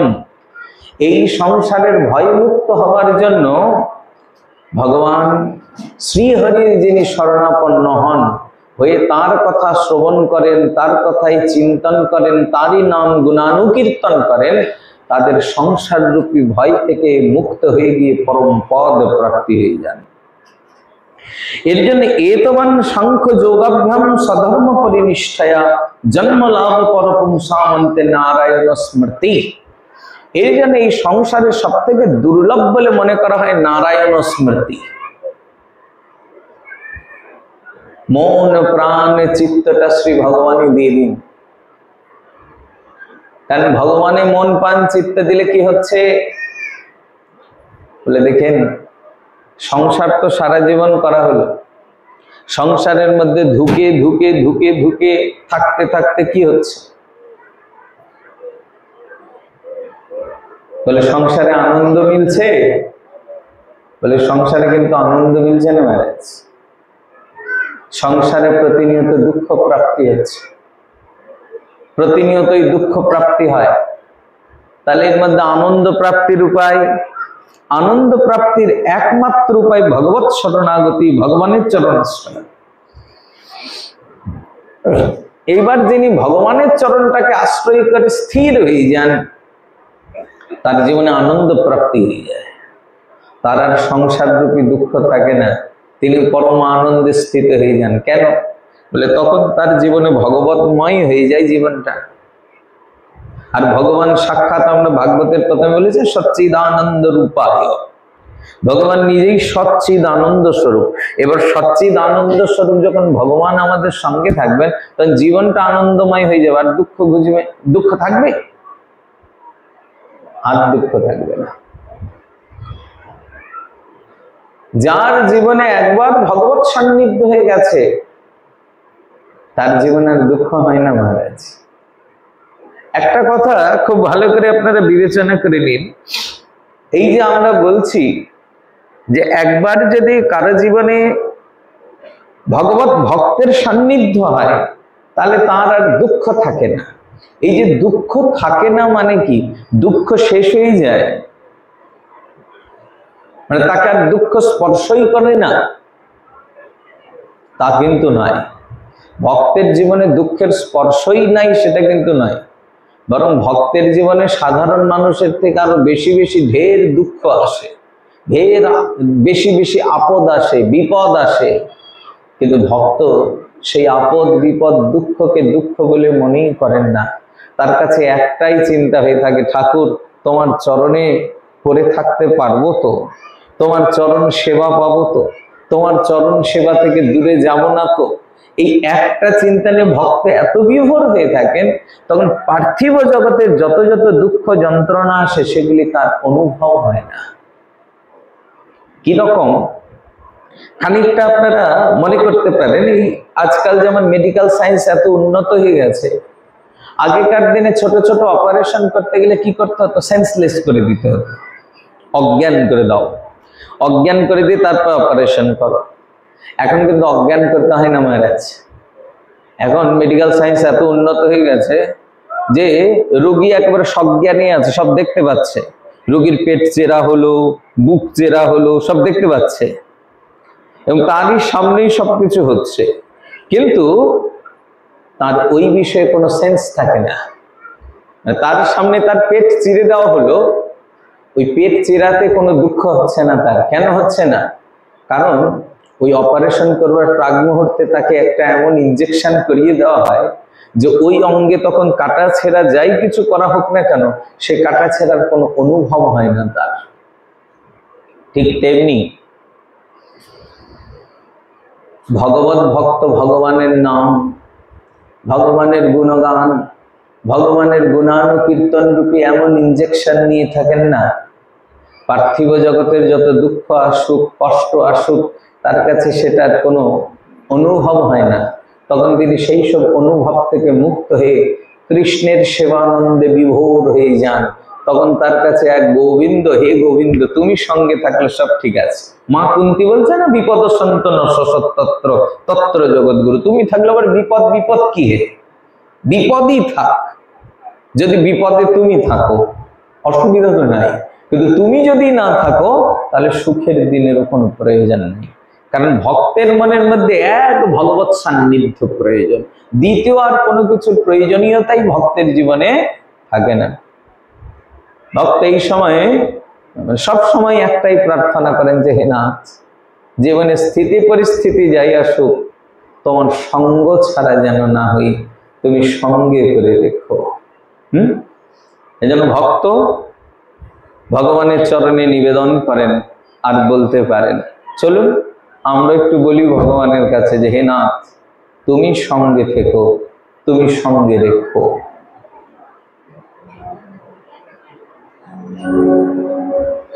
तेरे संग में रहेंगे ओ मोहना, तेरे संग में रहेंगे ओ मोहना, तेरे संग में रहेंगे ओ मोहना, तेरे संग में रहेंगे ओ मोहना,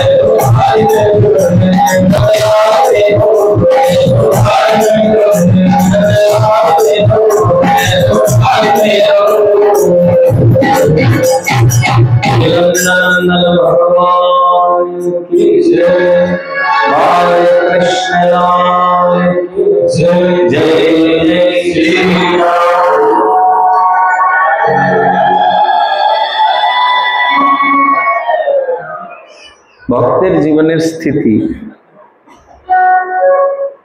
প্রতিনিয়ত একটাই থাকে যে হে নাথ,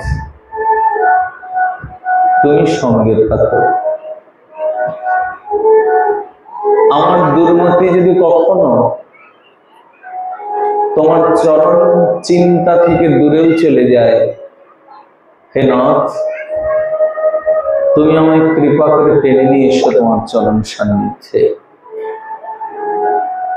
পতিত পাবন নাম ঘোষণা তোমার শ্যাম, নরোত্তম পাবন নাম ধরো। তুমি তো পতিত পাবন, আমি বিশ্ব ব্রহ্মাণ্ডের পতিত জীব প্রভু। তুমি তোমার পতিত পাবন ধর্মে আমার মতন পতিতকে উদ্ধার করো, আমার মতন পতিতকে তোমার চরণ সান্নিধ্য দিয়ে রাখো, কখনো তোমার চরণ সান্নিধ্য থেকে যেন দূরে না চলে যায়। এখানে সুখদেবজি বলছেন, জীবনের স্থিতি পরিস্থিতি যায় আসুক, এই যে নারায়ণ স্মৃতি, ভগবত চিন্তা, ভগবানের চরণাশ্রয়ী হওয়া, এই জীবের সব থেকে উত্তম গতি। আর যতক্ষণ জীব ভগবানের স্মরণ নিতে না পারছে, ততক্ষণ জীবের কোনো কল্যাণ হয় না, কল্যাণ হতেই পারে না।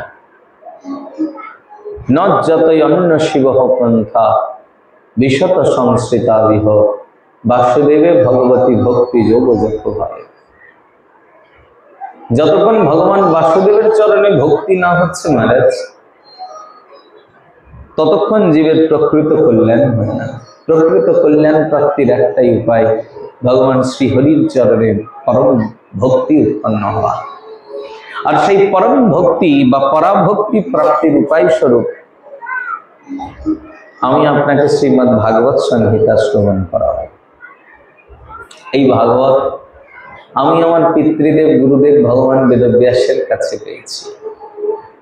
ভগবান বেদব্যাস তার গুরুদেব দেবর্ষি নারদের কাছে পেয়েছেন। দেবর্ষি নারদ এই ভাগবত পেয়েছেন ভগবান ব্রহ্মার কাছ থেকে, আর ভগবান ব্রহ্মা এই ভাগবত পেয়েছেন সাক্ষাৎ শ্রীকৃষ্ণের বদনার বিন্দু থেকে। এই ভাগবতের পৌর্বা পর্ব, সুখদেবজি এই পৌর্বা পর্ব থেকেই শুরু করলেন শ্রীমদ্ ভাগবত কথা। তখন বিশ্বে কিচ্ছু ছিল না মহারাজ, সমগ্র বিশ্ব ব্রহ্মাণ্ড জলমগ্ন, কেবল জল আর জল। এই জলের মধ্যে একটা বট পাতাকে আশ্রয় করে ছোট্ট বাল স্বরূপ ভগবান তিনি ইতস্তত বিচরণ করছিলেন। এবার একা একা বিচরণ করতে করতে ভগবান মনে করলেন একা তো আনন্দ হচ্ছে না, আনন্দ হতে গেলে তো বহু প্রয়োজন, একা কিসের আনন্দ, একা আনন্দ নেই। ভগবান মনে করলেন আমি বহু হব, এই যে ভগবানের চিন্তা আমি বহু হব, সঙ্গে সঙ্গে ভগবানের চতুর্ধা মূর্তি মানে চার মূর্তি, চার পুরুষ অবতার আর ত্রিবিধ শক্তি উৎপন্ন হলেন। এই চতুর্ধা মূর্তির মধ্যে গর্ভোদকশায়ী ভগবান যখন অনন্ত শয্যায় শয়ন করলেন, তখন ভগবানের নাভি কমল থেকে, নাভিটাই হ্রদের মতন, এই নাভি হ্রদ থেকে একটা কমল উৎপন্ন হলো। এই কমল যখন প্রকাশিত হলেন তখন এই কমলের মধ্যে কমলজনী ভগবান ব্রহ্মা উৎপত্তি লাভ করলেন। ব্রহ্মা উৎপন্ন হয়ে দেখছেন চারিদিকে শুধু জল আর জল, আমি কোত্থেকে উৎপন্ন হলাম বুঝতে পারছেন না। তো ব্রহ্মা মনস্থ করলেন যদি আমি পদ্মের নাল ধরে গোড়াতে গিয়ে পৌঁছতে পারি তাহলে অন্তত আমি আমার উৎপত্তির কারণ বুঝতে পারব। এই মনে করে ব্রহ্মা পদ্মের নাল ধরে নেমেই চলেছেন, নেমেই চলেছেন, নেমেই চলেছেন, প্রায় 1000 বছর চলে গেল মহারাজ, কিন্তু পদ্মের গোড়াতে পৌঁছতে পারলেন না। বেচারা ব্রহ্মা হয়রান হয়ে গেলেন, হয়রান হয়ে পুনঃ কমলাসনে স্থিত হলেন। এই সময় দৈববাণী হলো তপ। ব্রহ্মা বুঝলেন তাকে তপস্যা করতে হবে, বিনা তপস্যায় তিনি তার উৎপত্তির কারণ জানতে পারবেন না। ব্রহ্মা কমলাসনে স্থিত হয়ে তপস্যা করতে শুরু করলেন। এই সময় ব্রহ্মা যখন ঘোর তপস্যা করেছেন তখন ভগবান ব্রহ্মার হৃদয়াকাশ থেকেই জ্যোতি স্বরূপে সাক্ষাৎ ভগবান প্রকাশিত হলেন। ইনি দ্বিভুজ মুরলীধর, তার মুরলীর ধ্বনি শুনে ব্রহ্মা নয়ন উন্মিলন করলেন, করেই দেখলেন ত্রিভঙ্গ ভঙ্গিম ভগবান। ব্রহ্মা ভগবানের প্রথম স্বরূপ যে দেখেছেন সেটা কিন্তু চতুর্ভুজে নারায়ণ নয়। ব্রহ্মা প্রথমে ভগবানকে যেই স্বরূপে অবলম্বন করলেন ইনি বৃন্দাবন চন্দ্র সাক্ষাৎ দ্বিভুজ মুরলীধর ভগবান। এবার দ্বিভুজ মুরলীধর ভগবানকে দর্শন করি প্রণাম করলেন, গোবিন্দম আদি পুরুষম তমহং ভজামি বলে স্তুতি হলো। স্তুতি শুনে ভগবান বড় প্রসন্ন হলেন। এবার ব্রহ্মা ভগবত চরণে নিবেদন করলেন, ঠাকুর আপনি আমায় কেন সৃষ্টি করেছেন, আমার কাজ কি হবে, আমি কি করব, কিসের জন্য আমার উৎপত্তি? তখন ভগবান শ্রীকৃষ্ণ ব্রহ্মাকে বললেন, ব্রহ্মা তোমার দ্বারা চরাচর বিশ্ব প্রপঞ্চের উৎপত্তি হবে, এর জন্য তোমার নাম হবে ব্রহ্মা, স্রষ্টা, সৃষ্টিকর্তা, বিধাতা। কিন্তু বর্তমান তো তোমার সৃষ্টি করবার ক্ষমতা নাই, তাই সৃষ্টি করবার ক্ষমতার মূল স্বরূপ রূপে আমি তোমাকে চতুশ্লোকী ভাগবত উপদেশ করেছি। এই বলে ভগবান শ্রীকৃষ্ণ শ্রীমদ্ ভাগবতের 4টি শ্লোক উপদেশ করেন। শ্রীমদ্ ভাগবতের এই 4টা শ্লোক শ্রীমদ্ ভাগবতের বীজ স্বরূপ। যদি কেউ নিত্য 18,000 শ্লোকময়ী ভাগবত পাঠ করতে অসমর্থ হন, তিনি যদি অন্তত ভাগবতের এই 4টা শ্লোক উচ্চারণ করেন তিনি তৎক্ষণাৎ ভগবানের কৃপা লাভ করেন মহারাজ। এর জন্যে এই শ্লোকের নাম হলো চতুশ্লোকী ভাগবত। এই চতুশ্লোকী ভাগবত উপদেশ করলেন। গৌতমীয় তন্ত্র আদি গ্রন্থে অনুসার এই সময়ে ভগবান ব্রহ্মা কে সাক্ষাৎ ভগবান শ্রীকৃষ্ণ অষ্টাদশ অক্ষর মন্ত্রে দীক্ষাও দিয়ে দিয়েছেন। এই অষ্টাদশ অক্ষর মন্ত্র যাজন করতে করতে আর চতুশ্লোকীর জপ করতে করতে ভগবান ব্রহ্মার মধ্যে সৃষ্টিকর্তার হবার ক্ষমতা এসে গেল। তিনি সৃষ্টিকর্তা হয়ে গেলেন। তার থেকে চরাচর বিশ্ব উৎপত্তি লাভ করলো। এর জন্য এই চরাচর বিশ্বের নাম হলো ব্রহ্মাণ্ড। কি নাম? ব্রহ্মাণ্ড।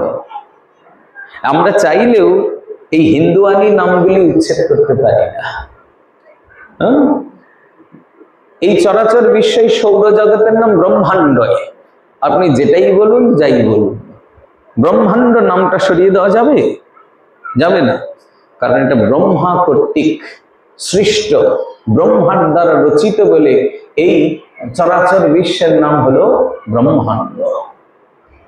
এইবার চরাচর বিশ্ব যখন ভগবান ব্রহ্মা সৃষ্টি করলেন, তিনি এর মধ্যে অনেক ভূচর, খেচর, নভোচর, জলচর, উভচর অনেক জীব সৃষ্টি করলেন, লতা গুল্ম উদ্ভিদ আদি সৃষ্টি করলেন, স্বর্গলোক, পাতাল লোক, বিবিধ লোক সৃষ্টি করলেন, সেই লোকের বাসিন্দাদের নির্মাণ করলেন। কিন্তু তবুও ব্রহ্মার মনের মধ্যে আনন্দ হচ্ছে না। ব্রহ্মা দেখছেন এখনো আমি আমার মনের মতন সৃষ্টি খুঁজে পাই নাই। এমন একটা মনোমত সৃষ্টি হবে যার বংশ পরম্পরায় ভগবানের গুণগানের দ্বারাই ব্রহ্মাণ্ড মুখরিত রাখবে, যার ফলস্বরূপ গোবিন্দ আমার প্রতি প্রসন্ন হবে। এই মনে করে ব্রহ্মা এবার তপস্যায় নিমগ্ন চিত্ত হলেন। ব্রহ্মা যখন তপস্যা করতে নিমগ্ন হলেন, তখন ব্রহ্মার শরীর থেকেই একটা অত্যুত্তম পুরুষ মূর্তি জাত হলো। ব্রহ্মার নাম স্বয়ম্ভু। এই স্বয়ম্ভু ব্রহ্মা থেকে ইনি জাত হয়েছেন বলে এর নাম হলো স্বয়ম্ভব। এই স্বয়ম্ভব ব্রহ্মার মন থেকে উৎপত্তি হয়েছেন বলে এর আরেক নাম মনু। তাই এর সম্পূর্ণ নাম হলো স্বয়ম্ভব মনু। এই মনুর বাম অংশ থেকে এক স্ত্রী উৎপন্ন হলেন, এই স্ত্রীর নাম শতরূপা। মনু এবং শতরূপা উৎপন্ন হয়ে ভগবান ব্রহ্মার স্তুতি শুরু করলেন যে, হে ভগবান, আপনি আমাদের কেন সৃষ্টি করেছেন? হে বিধাতা, আমাদের কাজ কি? আমরা থাকবো কোথায়? আমাদের কর্ম কি হবে? নির্ধারণ করুন। ভগবান ব্রহ্মা বলছেন, দেখো, তোমরা দাম্পত্য ধর্মানুসার পৃথিবী লোকে বাস করবে, আর পৃথিবীতে বাস করে তোমরা বংশ পরম্পরায় হরি গুণগানের দ্বারা এই ব্রহ্মাণ্ডকে মুখরিত করবে। তোমাদের জন্য এই পৃথিবী লোক বাসস্থান। এই বলে যখন পৃথিবীর দিকে আঙ্গুল তুললেন, দেখলেন পৃথিবী যেখানে ব্রহ্মা রেখে তপস্যা করেছিলেন, পৃথিবী সেখানে নেই। পৃথিবী কোথায় গেল? আদি দৈত্য হিরণ্যাক্ষ পৃথিবী হরণ করে নিয়ে চলে গেছে। এই হিরণ্যাক্ষকে হিরণ্যাক্ষ দিতির পুত্র মহারাজ। দিতির দুই তেজস্বী পুত্র হয়েছে। দিতিকে, ইনি কশ্যপ ঋষির পত্নী। কশ্যপ ঋষির অনেকগুলি পত্নী আছে, তার মধ্যে দিতি এবং অদিতি প্রধান। এই দিতি এবং অদিতির মধ্যে অদিতি থেকে দেবতাগণ উৎপন্ন হয়েছেন, আর দিতি থেকে দানব স্বরূপ হিরণ্যাক্ষ এবং হিরণ্যকশিপু উৎপন্ন হয়েছেন। দিতির গর্ভ থেকে যে এই যে হিরণ্যাক্ষ হিরণ্যকশিপু উৎপন্ন হয়েছেন, এরা বরাবরের দানব নয়, এরা বৈকুণ্ঠের দ্বার দেশের দুই দাঁড়ি ছিলেন, একজনের নাম জয় আর একজনের নাম বিজয়। এরা সনক সনন্দন সনত কুমার সনাতন ব্রহ্মার এই চার কুমারের চরণে অপরাধ করেছেন, তার ফলস্বরূপ এরা দানব হয়ে প্রাদুর্ভূত হয়েছেন। এর মধ্যে হিরণ্যাক্ষ ব্রহ্মার বরেই বলিয়ান হয়েছেন, হয়ে ব্রহ্মার সঙ্গে যুদ্ধ করবেন বলে পৃথিবী হরণ করে রেখে দিয়েছে। কি আশ্চর্য কথা দেখেন! এটাই দানব স্বভাব। যার থেকে বর লাভ করে এটা বলবান হয়, তাদের সঙ্গে যুদ্ধ করবার জন্য প্রযত্ন করে। ব্রহ্মা যখন এটা জানলেন, ব্রহ্মা খুব রেগে গেলেন। তার গা থরথর করে কাঁপতে শুরু করলো ক্রোধে। তার নাক দিয়ে ঘন ঘন নিঃশ্বাস পড়তে শুরু করলো। এই সময় নাসাপুটি দিয়ে একটা পিপিলিকা প্রমাণ একটা বরাহ মূর্তি ভূপতিত হলেন। ওই বিরাট শ্বেত বরাহ রূপ ধারণ করলেন। ইনি আদি শ্বেত বরাহ ভগবান। বলিয়ে বরাহ ভগবান কি। বরাহ ভগবান উৎপত্তি হয়ে ইনি ব্রহ্মার মনোরথ সৃষ্টি করবার জন্য, মনোরথ সার্থক করবার জন্য হিরণ্যাক্ষের সঙ্গে যুদ্ধ করতে শুরু করলেন, এবং যুদ্ধে হিরণ্যাক্ষকে বধ করলেন। পৃথিবী মাতাকে উদ্ধার করে ভগবান অনন্তের মস্তকে স্থির করে দিলেন। পৃথিবী মা বরাহ ভগবানকে পতিরূপে বরণ করলেন। ভগবান কৃপাপূর্বক পৃথিবী প্রবেশ করলেন। পৃথিবীতে প্রবেশ করে ভগবান বরাহ একটু গা ঝাড়লেন, তারপর একটা রোম খসে পড়ল মহারাজ, আর সেই রোম থেকে কুশ উৎপন্ন হয়ে গেল। এই পবিত্র কুশ আমাদের সনাতন হিন্দু ধর্মের ধরোহর। প্রত্যেকটা ক্রিয়াকাণ্ডের জন্য কুশবিহীন আমাদের সনাতনী কাজ সুসম্পন্ন হয় না।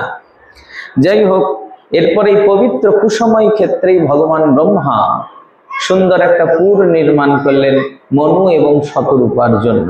মনু এবং শতরূপা এই পুরে প্রবেশ করলেন দাম্পত্য ধর্ম অনুসার। 2 পুত্র 3 কন্যার জনক জননী হলেন। 3 কন্যার নাম আকুতি, দেবহূতি, প্রসূতি। মনু এবং শতরূপা এই নামগুলি মনে রাখতে হবে। আমরা মনুর সন্তান, তার জন্য আমরা মানুষ, মনুষ্য, মানব। আমাদেরকে মানুষ কেন বলা হয়? কারণ আমরা মনুর সন্তান বলে। তাহলে সৃষ্টির আদি মানবের নাম কি? মনু। আমাদের সনাতন ধর্মানুসার আদম নয়, মনু। কে মনে রাখবে? তাহলে সৃষ্টির প্রথম পুরুষের নাম কি? মনু। ইনি স্বয়ংভব মনু। এরকম 14 জন মনু আছে। আমরা অষ্টম স্কন্ধে গিয়ে চতুর্দশ মন্বন্তরে যখন বলবো, চতুর্দশ মন্বন্তরে 14 মনুর কথা বলবো, তখন বিস্তৃত হবে। তো বর্তমান আমরা যেটা বলছি এটা স্বয়ংভব মনু। আর তার পত্নীর নাম শতরূপা, হাওয়া নয়। কি নাম? শতরূপা। আমরা মনু এবং শতরূপার সন্তান, এর জন্য আমরা মনুষ্য, মানব, মানুষ। আদমজাত নয়, আমরা মানুষ। মানুষ কেন? আমরা মনুর বংশে জন্মেছি। মনুর অপত্য কুমানহ মানবঃ মনুষ্যঃ।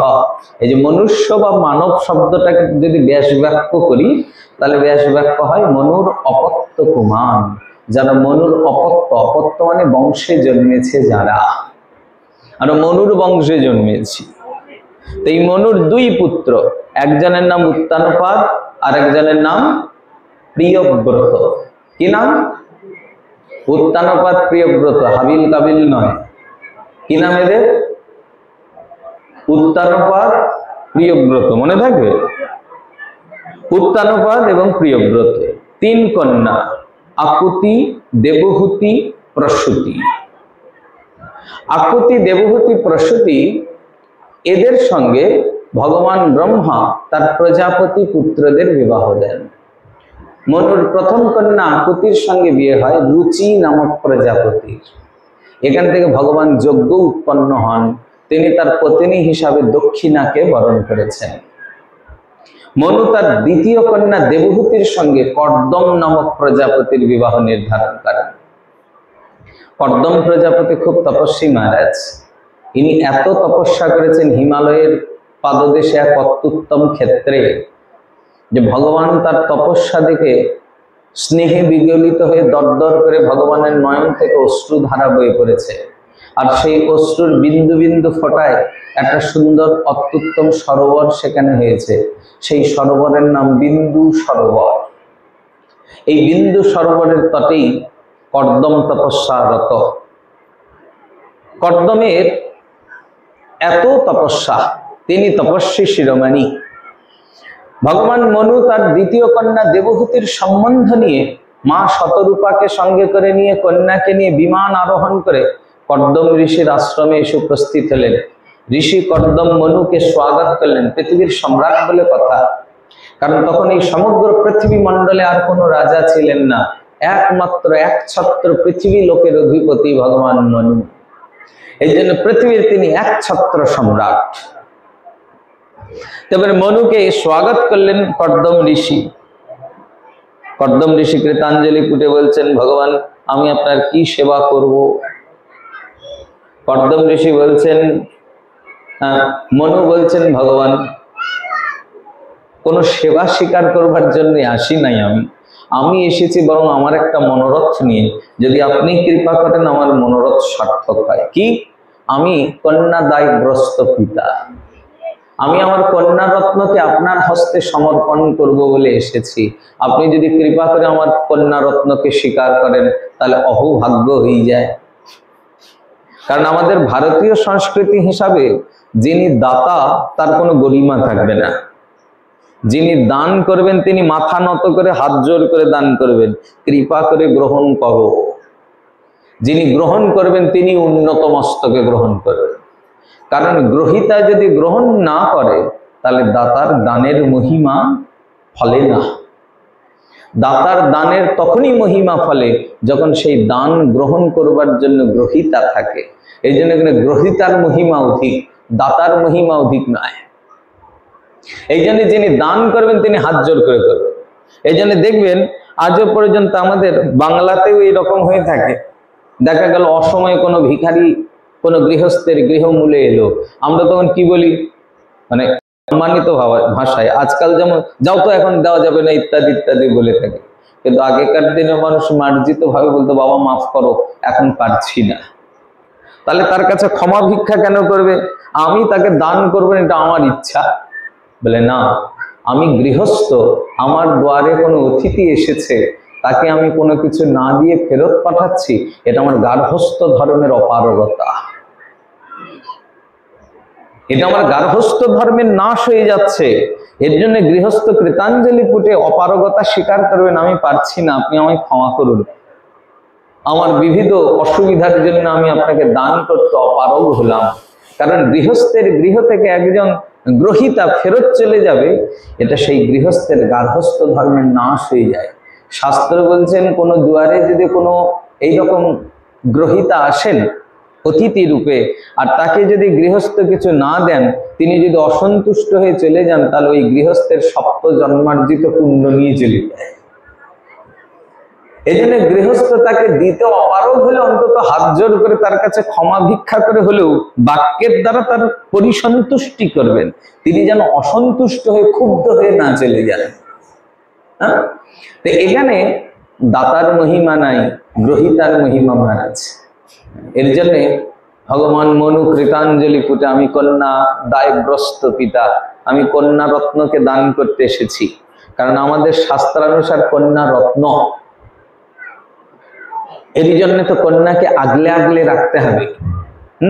আমাদের মনুসংহিতা যদি কখনো করেন, মনুসংহিতাতে ভগবান মনু অনুশাসন দিয়েছে, কন্যা বাল্যকালে পিতৃগৃহে রক্ষিত হবেন, পিতা কর্তৃক আগলে রাখা রক্ষিত হবেন। যৌবনে কন্যা পতির অনুশাসনে রক্ষিত হবেন, আর বার্ধক্যে কন্যা তার পুত্রের অনুশাসনের দ্বারা জীবন যাপন করবেন। মানে কিছুতেই মেয়ে মানুষকে একা ছেড়ে দেওয়া যাবে না। কেন ছেড়ে দেওয়া যাবে না? কারণ কন্যা রত্ন, রত্নকে এমনি ফেলে রাখলে কেউ না কেউ সেটাকে হরণ করে নিয়ে চলে যাবে। এই জন্য রত্নকে যত্ন করে রাখো, রত্নকে আগলে রাখো, তাকে দেখে দেখে রাখো। মানে কন্যাদের কোনো পরাধীনতা, তার জীবনটা নষ্ট করে দেওয়া হলো, মানে উচ্ছন্নে পাঠানো হলো, এমন নয়। আমাদের ঋষিরা কন্যাকে রত্ন জ্ঞান করে তাকে আগলে আগলে রেখেছেন। কন্যাকে সবসময় আগলে আগলে রাখো, যত্নে রাখো, রত্নস্বরূপ। রত্নস্বরূপ যদি অন্যকে অপহরণ করে নিয়ে চলে যায়, তাহলে যার হাত থেকে হরিত হলো তার অপযশ হবে। ভগবান মনু তার কন্যা দান করবার জন্য ঋষির আশ্রমে এসেছেন। কর্দম ঋষি বলছেন, ভগবান আপনার কন্যাকে আমি বিবাহ করব, এ তো অহোভাগ্য, কিন্তু আপনার কন্যা রাজকন্যা, এই আশ্রমের আশ্রমিক পরিবেশ সে মেনে নিতে পারবে? সে তো রাজকন্যা, রাজভবনে থেকে অভ্যস্ত, সে এখানে যে কুশসজ্জায় কি করে শয়ন করবে? কুশের শয্যা, ওখানে পালঙ্ক, দুগ্ধ ফেনিব বিছানা, সেটা ছেড়ে দিয়ে এখানে কুশের শয্যায় শয়ন করা, ভূমি শয্যায় শয়ন করা, এ তো দুঃসহ হবে। ভগবান মনু বলছেন, ভগবান আপনি তাকে স্বীকার তো করে দেখুন, আমি আপনাকে কথা দিচ্ছি, আমি আমার কন্যাকে এমন সংস্কার দিয়েছি, এই কন্যা কখনোই আপনার জীবনের কোনো বাধা তো হবেই না, উপরন্তু কোনো কিছুর জন্য এই কন্যা কোনোদিন আপনাকে কোনো আফসোস বাক্য শোনাবে না। কারণ একজন পুরুষের পক্ষে সব থেকে বড় পতনের দিন সেদিন হয় যেদিন তার ধর্মপত্নী তাকে গিয়ে শুনিয়ে দেন যে তোমার সঙ্গে বিয়ে হয়ে আমার জীবনটাই বরবাদ হয়ে গেছে। পুরুষ যাবতীয় কথা শুনতে পারেন, কিন্তু যাকে নিয়ে ঘর করছেন সে যদি তাকে এইরকম কোন অশোভন কথা শোনায়, এটা পুরুষের জীবনকে ভেঙে চুরমার করে দেয়। এর জন্যে কন্যাকে শক্তি রূপে দাঁড়িয়ে থাকতে হয় পতির কাছে, যেন শত শত দুঃখ যন্ত্রণাতেও পত্নীর কর্তব্য পতির কাছে সাহস হয়ে দাঁড়ানো, যে তুমি যেভাবে আমাকে রেখেছো আমি সেভাবেই সুখী আছি, খুব আনন্দে আছি, আমার কোনো আফসোস নেই, দুঃখ নেই, বরং আপনি ভালো থাকুন। কন্যার এই আত্মত্যাগের দ্বারাই একটা সংসার সুখের হয়ে ওঠে। এই জন্য বাংলায় আমরা একটা প্রবাদ বলি না, সংসার সুখের হয় রমণীর গুণে। রমণীর এই ধৈর্য, রমণীর এই চিত্ত স্থিরতা একটা সংসারকে গড়ে তুলতে পারে। আর রমণীর যদি এই চিত্তস্থৈর্যের যদি বিচ্যুতি হয়ে যায়, তাহলে সঙ্গে সঙ্গে সংসার নষ্ট হয়ে যায়, নাশ হয়ে যায়, মহারাজ। তো মনু কথা দিলেন তার কন্যা কিছুতেই এইরকম কোনো কিছু উল্লঙ্ঘন করবেন না। আর মনু বলছেন, জানেন তো আমার এই কন্যা সর্বতরূপে অদত্তা। অদত্তা মানে বাক্যের দ্বারা বা মনের দ্বারা বা কোনো কিছুর দ্বারা এই কন্যা অন্য কাউকে দান করা হয় নাই। আর আমার এই কন্যা কখনোই ভুলেও মনের দ্বারা অন্য কোনো পুরুষকে বরণ করে নাই। এ সম্পূর্ণরূপে অদত্তা কন্যা, যা আমি আপনার হাতে সমর্পণ করতে চলেছি। মা দেবহূতির সৌন্দর্যের বর্ণনা এখানে সুখদেবজি দিয়েছেন যে একদিন মা দেবহূতি মনুর উদ্যানে ক্রীড়া করেছিলেন তার সখীদের নিয়ে। আর এই সময়ে স্বর্গের গন্ধর্বদের রাজা বিশ্বাবসু আকাশ মার্গে বিমান নিয়ে যাচ্ছিলেন। মা দেবহূতিকে দেখেই না তিনি মূর্ছিত হয়ে পড়ে গেছেন। মানে দেবহূতি এত সুন্দরী, তাকে দেখে স্বর্গের গন্ধর্বগণ পর্যন্ত তাকে বাঞ্ছা করেন, এত সুন্দরী কন্যা। তাকে কিনা একটা ঋষির হাতে সমর্পণ করেছেন ভগবান মনু। ভগবান মনু দ্বিতীয় কন্যা দেবহূতিকে সমর্পণ করে দিলেন কর্দম ঋষির হাতে। কর্দম ঋষি স্বীকার করলেন, বিবাহ হয়ে গেল। মনু চলে গেলেন শতরূপা মাকে সঙ্গে করে নিয়ে মনুরপুরে। দেবহূতি মা আশ্রমে অবস্থান করছেন। একদিন, দুদিন, 3 দিন নয় মহারাজ, 100 বছর কেটে গেল। 100 বছর অতিক্রান্ত হয়ে গেল, না কর্দম ঋষি দেবহূতির দিকে ফিরেও তাকিয়েছে, না দেবহূতির ভাগ্যে কোনো দাম্পত্য সুখ জুটেছে। এইরকম যদি আজকালকার দিনের ঘটনা হয়, পরের দিনই ডিভোর্স হয়ে যাবে। বর বউয়ের দিকে তাকাইনি আর বউ তারপরেও সেই বরের সেবা করে চলেছে, এরকম হতে পারে না। কিন্তু মা দেবহূতি নৈষ্ঠিকভাবে 100 বছর পতি সেবা করলেন। 100 বছর পর আজ কর্দম ঋষি তপস্যা থেকে উত্থিত হয়ে চোখ তাকিয়ে দেখছেন রাজকন্যা দেবহূতি একেবারে কৃষা, মানে একেবারে গায়ের মাংস টাংস কিছু নেই, সব অস্থি চর্মসার হয়ে গেছে, একেবারে অস্থি চর্মসার চেহারা হয়ে গেছে। কারণ পতি খায় না, পতির জন্য নিত্য আয়োজন করেন দেবহূতি। পতির আহার বিহারের তো সময় নাই, তপস্যায় বিলীন হয়ে গেছে। তো পতি ভোজন করে নাই, তো পত্নী কি করে ভোজন করবে? তিনিও ভোজন করেন না। 100 বছর ধরে অনাহার, 100 বছর ধরে তপস্যা, তার ফলস্বরূপ মা দেবহূতি একেবারেই শুকনো কাঠের মতন হয়ে গেছে। দেবহূতির ওই দশা দেখে করুণায় বিগলিত হলেন কর্দম ঋষি। কর্দম ঋষি বলছেন, দেবী তোমার সৌভাগ্যে এবার দাম্পত্য সুখ মিলবে, চিন্তা করো না, চলো। বলে হাত ধরে মা দেবহূতিকে নিয়ে সেই বিন্দু সরোবরে গিয়ে ডুব দিলেন।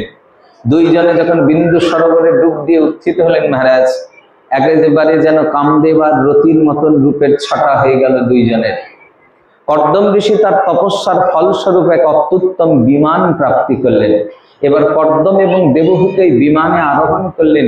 এই বিমানের সেবা করবার জন্য সহস্র সহস্র দেবরমণীগণ তার সেবায় নিযুক্ত ছিলেন। সেইখানে কর্দম এবং দেবহূতি প্রবেশ করে 1000 বছর বিহার করলেন। এই 1000 বছরের বিহারের ফলস্বরূপ দেবহূতি এবং কর্দমের 9 জন কন্যা রত্ন প্রাপ্তি হল। আর এই 9 জন কন্যাকে 9 জন ঋষির হাতে সমর্পণ করলেন কর্দম ঋষি। 9 জনকে 9 জনের হাতে যখন সমর্পণ করলেন, অন্তিম কালে কর্দম ঋষির পুত্র রূপে সাক্ষাৎ ভগবান ভূত ভাবন মা দেবহূতির কোল আলোকিত করে আবির্ভূত হলেন ভগবানের এই অবতরণের নাম হলো কপিল। বলিয়ে কপিল ভগবান কি। কপিল রূপে দেবহূতি নন্দন হলেন ভগবান। কপিল ভগবানকে দর্শন করে কর্দম ঋষি কৃতকৃত্য হলেন, ঠাকুর তুমি আমার কুলে এসেছো, আমি ধন্য হয়ে গেছি। আমার সংসারের কি কাজ, তোমারই ইচ্ছায় সংসার করেছিলাম, এবার সংসার থেকে বিনির্মুক্ত করে দাও। এই বলে কর্দম ঋষি ভগবানের স্তুতি করে সংসার মুক্ত হয়ে চলে গেলেন। মা দেবহূতি কপিল ভগবানের লালন পালন করলেন। কপিল ভগবান বড় হয়ে তিনি বিরাট সাংখ্যযোগনিষ্ঠ পুরুষ হলেন। প্রতিনিয়ত অধ্যাত্ম চেতনায় বসে থাকেন। মা দেবহূতি দেখতে দেখতে এবার উপলব্ধি করতে পারছেন যে সারাটা জীবন ধরে তো সংসার চিন্তায় সাধারণ রমণীর মতো জীবন যাপন করেছি, কিন্তু পুত্ররূপে সাক্ষাৎ ভূত ভাবন ভগবান এসেছে, তবু ভগবানকে নিত্য প্রাপ্তি করবার জন্য কোনো লালসা আমার মনের মধ্যে হয়নি। আমার ভাগ্যে আর কি ভগবৎ সন্নিধান মিলবে? ব্যাকুল হয়ে উঠলেন মা দেবহূতি। ছুটে এলেন, কপিল ভগবানের চরণে নিপতিত হলেন। এটা বিরাট বড় দৃষ্টান্ত। দৃষ্টান্ত এই, গুরুদেব কখনো ছোট বড় কিছু হয় না মহারাজ। বয়সে ছোট হলে গুরুদেব হবে না, তিনি গুরুতুল্য হতে পারেন না, এইরকম ভাবনাটা একটা মানে নিতান্তই ক্ষুদ্র ভাবনা। মা দেবহূতি কপিল ভগবানের চরণে লুটিয়ে পড়লেন। কপিলকে দেবহূতি মায়ের সন্তান। দেবহূতি কপিল ভগবানের চরণে লুটিয়ে পড়ে বলছেন, ভগবান আজকে অন্তত আমি মা জননী আর তুমি আমার সন্তান, এই সম্বন্ধটা সরানো থাক। কারণ তুমিও ভালো করে জানো তুমি সাক্ষাৎ ভগবান, তোমার পৃথিবীতে আবির্ভূত হবার জন্য আমার মতন রমণীর প্রয়োজন হয় না। তুমি স্বয়ং প্রকাশ সপ্রকাশ ভগবান, তারপরেও তুমি আমার মতন রমণীকে কৃপা করে আমাকে মাতৃত্ব দিয়ে ধন্য করে দিয়েছো। কিন্তু হে নাথ, আমার বড় লালসা, আমি তো তোমার মা হয়েছি, কিন্তু তোমার তত্ত্ব উপলব্ধি করতে পারি নাই, তোমাকে জানতে পারি নাই, তোমাকে আস্বাদন করতে পারি নাই। তাই পরের জন্মে জন্ম জন্মান্তর কি আর তোমায় পাবো? যদি জন্ম জন্মান্তর তোমার এই চরণ নাই পাই, তাহলে তোমার মা হয়ে এই এক জন্মে আমার কি ফল প্রাপ্তি হবে? তাই হে নাথ, আমি তোমাকে গুরু রূপে বরণ করছি, তুমি আমাকে শরণাগত শিষ্যের মতন উপদেশ দাও। কি এমন জগতে সাধন আছে যা করলে আমার মতো অল্প বুদ্ধি সম্পন্ন রমণীয় প্রতিনিয়ত তোমার চরণ প্রাপ্তি করে কৃতকৃত্য হয়ে যেতে পারে? মা দেবহূতি এমন শরণ গ্রহণ করলেন মহারাজ, কপিল ভগবান বড় প্রসন্ন হয়ে গেলেন। তিনি সাক্ষাৎ গুরু স্বরূপে মা দেবহূতিকে উপদেশ করতে শুরু করলেন। অনেক উপদেশ দিয়েছেন। শ্রীমদ্ ভাগবতের এটা কপিল দেবহূতি সংবাদ নামে বিখ্যাত হয়েছেন। অনেক উপদেশ দিয়েছেন। এখানে অষ্টাঙ্গ যোগ আদি বিবিধ যোগ মার্গ, বিভিন্ন জ্ঞান মার্গ, বিবিধ বিবিধ কর্মকাণ্ড আদির গতির কথা বলেছেন এবং কি করে জীবের বারবার মাতৃ গর্ভের মধ্যে প্রবেশ এবং আবার পৃথিবীতে এসে নানা রকম কর্মজালে আচ্ছন্ন হয়ে পুনরপি জননম পুনরপি মরণম পুনরপি জননী জঠরে শয়নম হয়, তার পূর্বাপূর্ব বিস্তার করেছেন।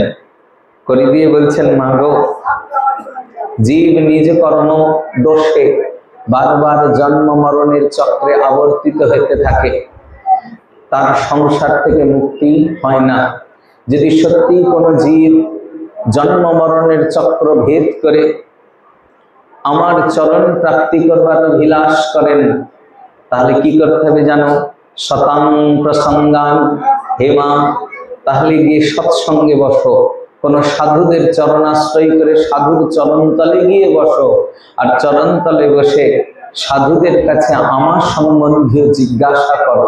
আর সেই সাধু যখন করুণায় বিগলিত হয়ে আমার সম্বন্ধীয় কথা বলবে, সেই কথা শ্রবণ করতে করতে করতে করতে তুমি নিশ্চিত আমাকেই পাবে। অর্থাৎ সাধু সঙ্গে হরি কথা শ্রবণ করতে করতে তুমি আমাকে পাবে। মা দেবহূতি বলেন, এ তো সর্বোত্তম পথ, কারণ এর থেকে সহজ সুলভ পথ আর কি হতে পারে? সাধুদের চরণ তলে বসে বসে হরি কথা অমৃত পান। আহা, সাধুদের চরণাশ্রয় হওয়া মাত্রই আমার চরণ প্রাপ্তি হয়ে যাবে। কপিল ভগবান বললেন, সন্ত কবির দাসজিও এরকমই বলেছেন যে সাধুদের চরণাশ্রয় করলেই জীবের কল্যাণ লাভ হয়ে যায়। হ্যাঁ, এই জন্য সন্ত কবির দাসজি বলছেন, চলুন কবির দাসজির 2 ছত্র আমরা আস্বাদন করি। বাংলায় তো আপনারা অনেক মহাজন গীতি শুনেছেন, কারণ এ তো চাঁপাই নবাবগঞ্জ ঠাকুর মহাশয়ের ভূমি, এখানে গরানহাটা সঙ্গীতের বীজ আছে। তো ফলে আপনারা তো বাংলা অনেক পদ জানেন, কীর্তন জানেন। তো আমরা ভাগবতে বসে কিছু হিন্দি যেগুলি পদ গাইছি এগুলো মহাজন পদ। এখন যেটা গাইবে এটা সন্ত কবির দাসজির পদ। হিন্দিতেও এগুলি মহাজন পদ রূপেই প্রসিদ্ধ। এগুলি কোনোটাই মহাজন পদ ছাড়া নয়। তো এখানে সন্ত কবির দাসজি সৎসঙ্গ সম্পর্কে খুব সুন্দর ধারণা দিচ্ছেন। संतन के संग लग रे तेरी अच्छी बनेगी, संतन के संग लग रे तेरी अच्छी बनेगी, अच्छी बनेगी तेरी बिगड़ी बनेगी, अच्छी बनेगी तेरी बिगड़ी अच्छी बनेगी तेरी बिगड़ी बनेगी, अच्छी बनेगी तेरी बिगड़ी बनेगी तेरी किस्मत चलेगी, बिगड़ी बनेगी तेरी किस्मत चलेगी, तेरो बहुवर भावे तेरी अच्छी बनेगी, तेरो बहुवर भावे तेरी अच्छी बनेगी, तेरो बहुवर भावे तेरी अच्छी बनेगी, तेरो बहुवर भावे तेरी अच्छी बनेगी, संत के संग लग रे तेरी अच्छी बनेगी, संत के संग लग रे तेरी अच्छी बनेगी, संत के संग लग रे तेरी अच्छी बनेगी, संत के संग लग रे तेरी अच्छी बनेगी। हरि ओम। प्रेम से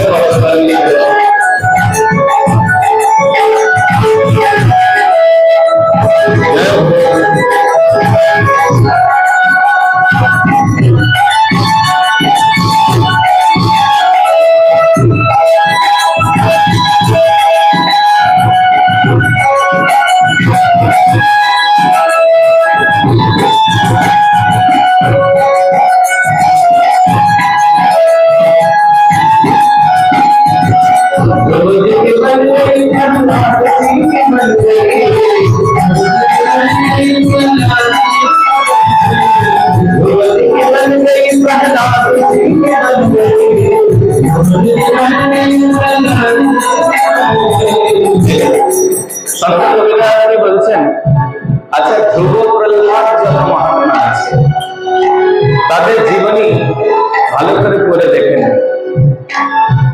এদের জীবনে যে ভগবান প্রাপ্তি হয়েছে বিনা সাধু কৃপা, বিনা কোনো সন্ত, সন্ত মানে সাধু, বিনা কোনো সাধুর কৃপা এরা কি ভগবান পেয়েছেন? আজ পর্যন্ত ধ্রুব প্রহ্লাদ আদি যত যত মহাত্মা আছেন প্রত্যেকের জীবনে সাধুর কৃপা হয়েছে, তবেই ভগবত প্রাপ্তি হয়েছে। বিনা সাধু কৃপা কারণ কখনো ভগবত প্রাপ্তি হয় না। তাহলে ভগবত প্রাপ্তির মূল কি? সাধু কৃপা। ধ্রুব जी के बन गई प्रहलाद जी के बन गई,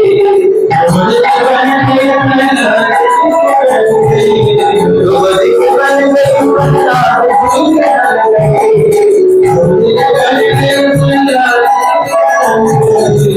हरि सुमिरन में लागे तेरी अच्छी बनेगी, हरि सुमिरन में लागे अच्छी बनेगी तेरी बिगड़ी बनेगी, अच्छी बनेगी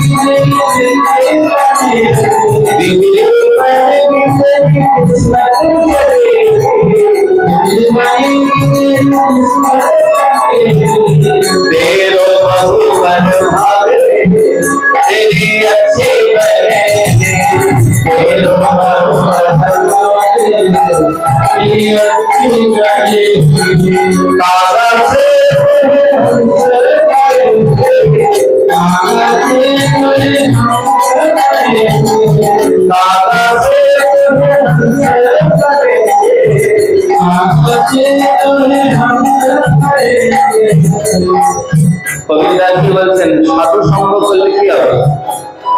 বলছে দেখো, সাধু সঙ্গ করলে কাক হংস হয়ে যায়। দেখেন মহাজন বলেছেন কাক তো কালো আর হংস তো সাদা।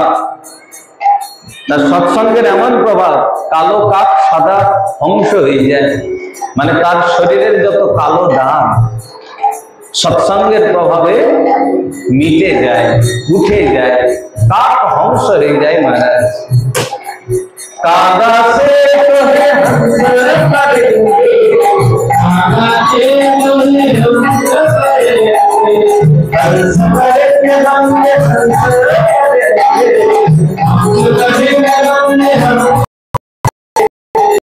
बितायो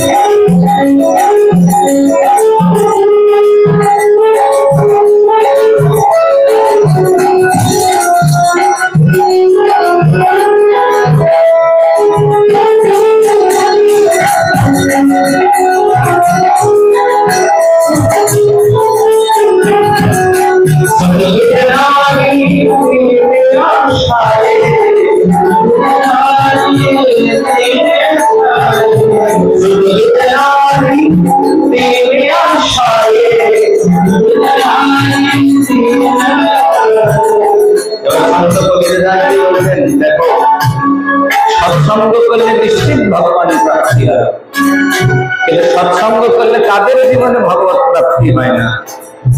যাদের জীবনে তিনটা মোহ আছে, সুত বিত নারী। সুত মানে পুত্র, যাদের পুত্রের মোহ আছে তাদের শত শত সৎসঙ্গ করে কল্যাণ হয় না। দ্বিতীয় বিত্ত, বিত্ত মানে সম্পদ, সম্পদের মোহ যাদের আছে, অর্থ সম্পদের যাদের মোহ আছে তাদের হাজার হাজার সৎসঙ্গ করলেও কল্যাণ হয় না। আর তৃতীয় হলেন নারী, সুত বিত নারী। হয় এই তিনটা আশা পরিত্যাগ করো, তবেই সৎসঙ্গে গিয়ে বসা মাত্রই কল্যাণ হয়ে যাবে। আর যাদের মনের মধ্যে তিনটা আশা আছে তাদের কোটি কোটি সৎসঙ্গ কল্যাণ করতে পারে না।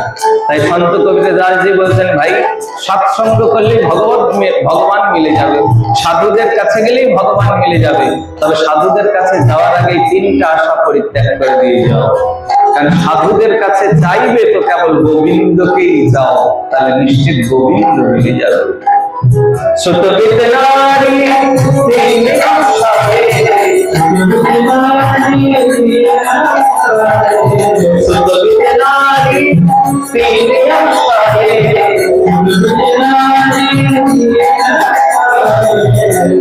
सबो तेरी अच्छी बनेगी, सबो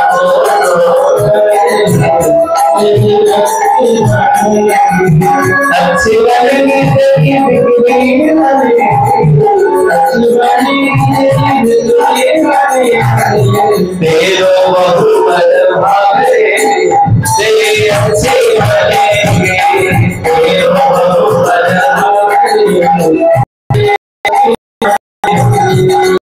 कबीर सुनो भाई साधो, कबीर सुनो भाई साधो, कबीर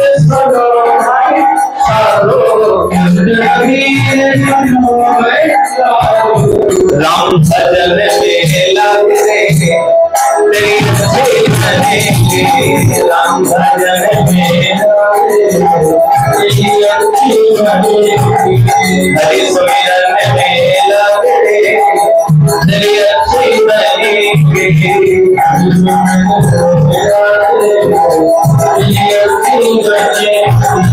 संत के सवे लग रे तेरी